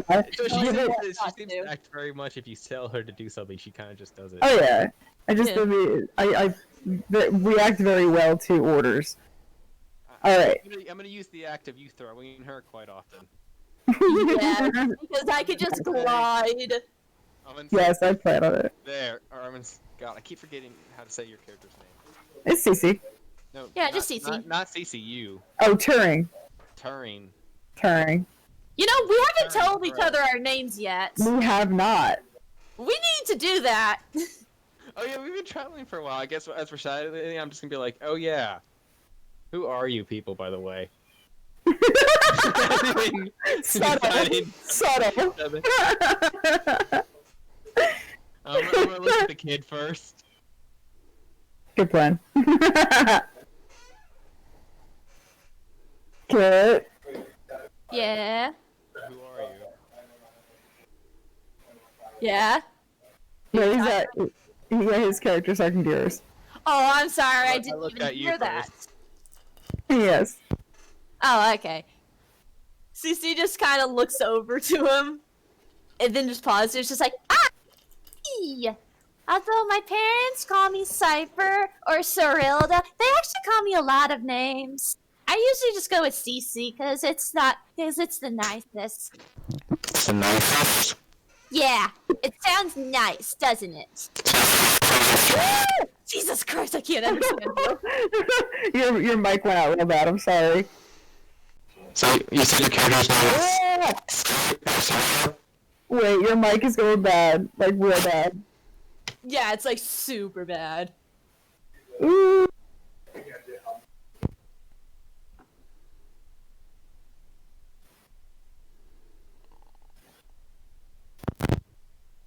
Silence. Am I quiet? There you go. You're better now. There you go. Okay, I'm sorry. Like this really good mic, but it's messed up in one spot, so I really need to get a new one. Your toad's fine. Move in the wrong place, it just fucks up. I was gonna say, is your character's name Cirilla? Her name is Cyrilda. She Cyrilda. is called Cypher or Cece by her parents, but she does prefer to be called Cece because it's the nicest. She also has implied that there's a lot of other names that they call her. I thought it was Cirilla. I was gonna say because the I'm reading the Witcher series and the No, main Cyrilda. Ah, series. that'd I be so heard the cool. D&D and I was gonna be like, oh, I can call it Siri. Yeah, I was about to say the same thing. No. That's Call it alright. C or D. Sirdy. Sirdy. Okay, so now we look at our robotic friend here and say, Yeah. so exactly who, what, and I kind of look around at the places that there would be, you know, features for a gender and say, okay, I don't know, besides that, okay, who and what are you? I just kind of decide that I really don't, like, that seems to be too confusing. I'm just going to go with, I don't care. I am called. I have. And he kind of like glitches out for a second, not understanding of like the who and what are you, and immediately not like reboots, but like kind of like shakes it off. I go by Turing. My name is 417910999999775, but I go by Turing. You're not called friend? I am called friend. Did I call you friend? You may call me what you would like. I serve a purpose. What purpose Oh. is that? Friend! My purpose is, and then he glitches out again really hard and kind of like, you know that thing, that like stereotypical thing they do in robot movies where they just kind of like, not deactivate, but like they slump down a little bit and then immediately come back up, the light goes back on. Well, you do that. Basically, have to lean backwards not to fall off and go whoop. She's like strapped, so she's fine. It stands up straight again and just starts walking towards the area we were walking towards before. Okay. Where is our destination? I am currently walking aimlessly. Okay, so I guess the first thing to do is we were just gonna say we grabbed some food on the way and are heading out. So which pathways do we see that you said there was pre-made pathways originally? So there's no pre-made pathways directly out of here. Like, they're a little bit ways into the forest. They've found them. So you would have been given general directions that they'd found one, a hunting trail to the east, and another hunting trail to the north. Okay, so before we guys head out, is there any of you guys want to ask anybody around, see if they've seen anything, or should we just head out? I understand that there were 3 people, or 3 creatures who have been operating on the notion they need to obtain sustenance for their companions. I understand talking to the hunters may be our wisest choice. So I look at the small child again, CCing. Yeah? What do you want to do? I want to have fun! Okay, so I guess we're gonna go to the hunters then. So as you guys leave the back half of the ship with a couple bowls of lukewarm stew, a deep fog starts to roll in from the forest, creating a wall that can't be seen through all the way around the camp, except for the ocean side. From inside the fog, you hear a sound coming from all around, and a cloaked figure walks out opposite where you guys are, kind of off in the distance a little bit, through the fog. It swirls around them, and a loud booming voice yells out, "You people do not belong here. You have killed my brother. I will have my revenge." Friend? Are you a friend? Again, the sound comes from all around you as the individual steps back into the fog, being swallowed by it. And as it steps back, a whole bunch of scorpions start coming out of the fog. Full forest scorpions start coming in. They are quite large, covered in moss. And they are approaching into the actual camp that you guys have. Ooh. And that is where we'll call it for today. Okay. I was about to say it's about 11 o'clock. Yep. Yeah. Well, that Yeah, was I wanted to use my interesting. crossbow. This is perfect. By the way, We end on CC just saying, "Friend, so many!" I have a question. Yes. So, if he is elevated on my shoulder and using a crossbow, does he get any sort of advantage? That's a good question. Not particularly. No? Dang, Okay. stand on her head. Because the benefit of being up higher, yes, there's a benefit. However, his aim is also detrimented by uncontrollable movements of you. So as you True. move around, it makes it harder for him to aim because he is not in control of his own motion. It's probably a good like first shot kind of thing, and then he can from there. Yeah, move like on if his you're own. if you're standing perfectly still, you might be able to aid in his ability to hit something. But as Okay. soon as like you're in combat and moving, and he's still on top of you, that won't give him disadvantage, but it won't be beneficial to him to be on top of you. Like he's not going to Right, gain it any won't kind of add to it. advantage from it. Got it. Okay. That was fun. That actually That was was fun. that was so much fun. I am so looking forward to next week. Yeah, that was great. That was great fun. I especially love the fact that I can play this little, like, mentally 6-year-old character. She has legitimately That's gonna be killed, like, interesting. at least one person so far. He has. Yeah, she might have accidentally, inadvertently caused the death of also Turing. Character. Oh yeah, The yeah. funny part is that she doesn't really understand the fact that she's killed them either. If That guy should probably feel more bad, but he's kind of just like, hey, I got this cool sword now. also we're alive, so probably a good, beneficial. That's not really what he's focusing on right now. He's more focused on the fact that his flask is running kind of low.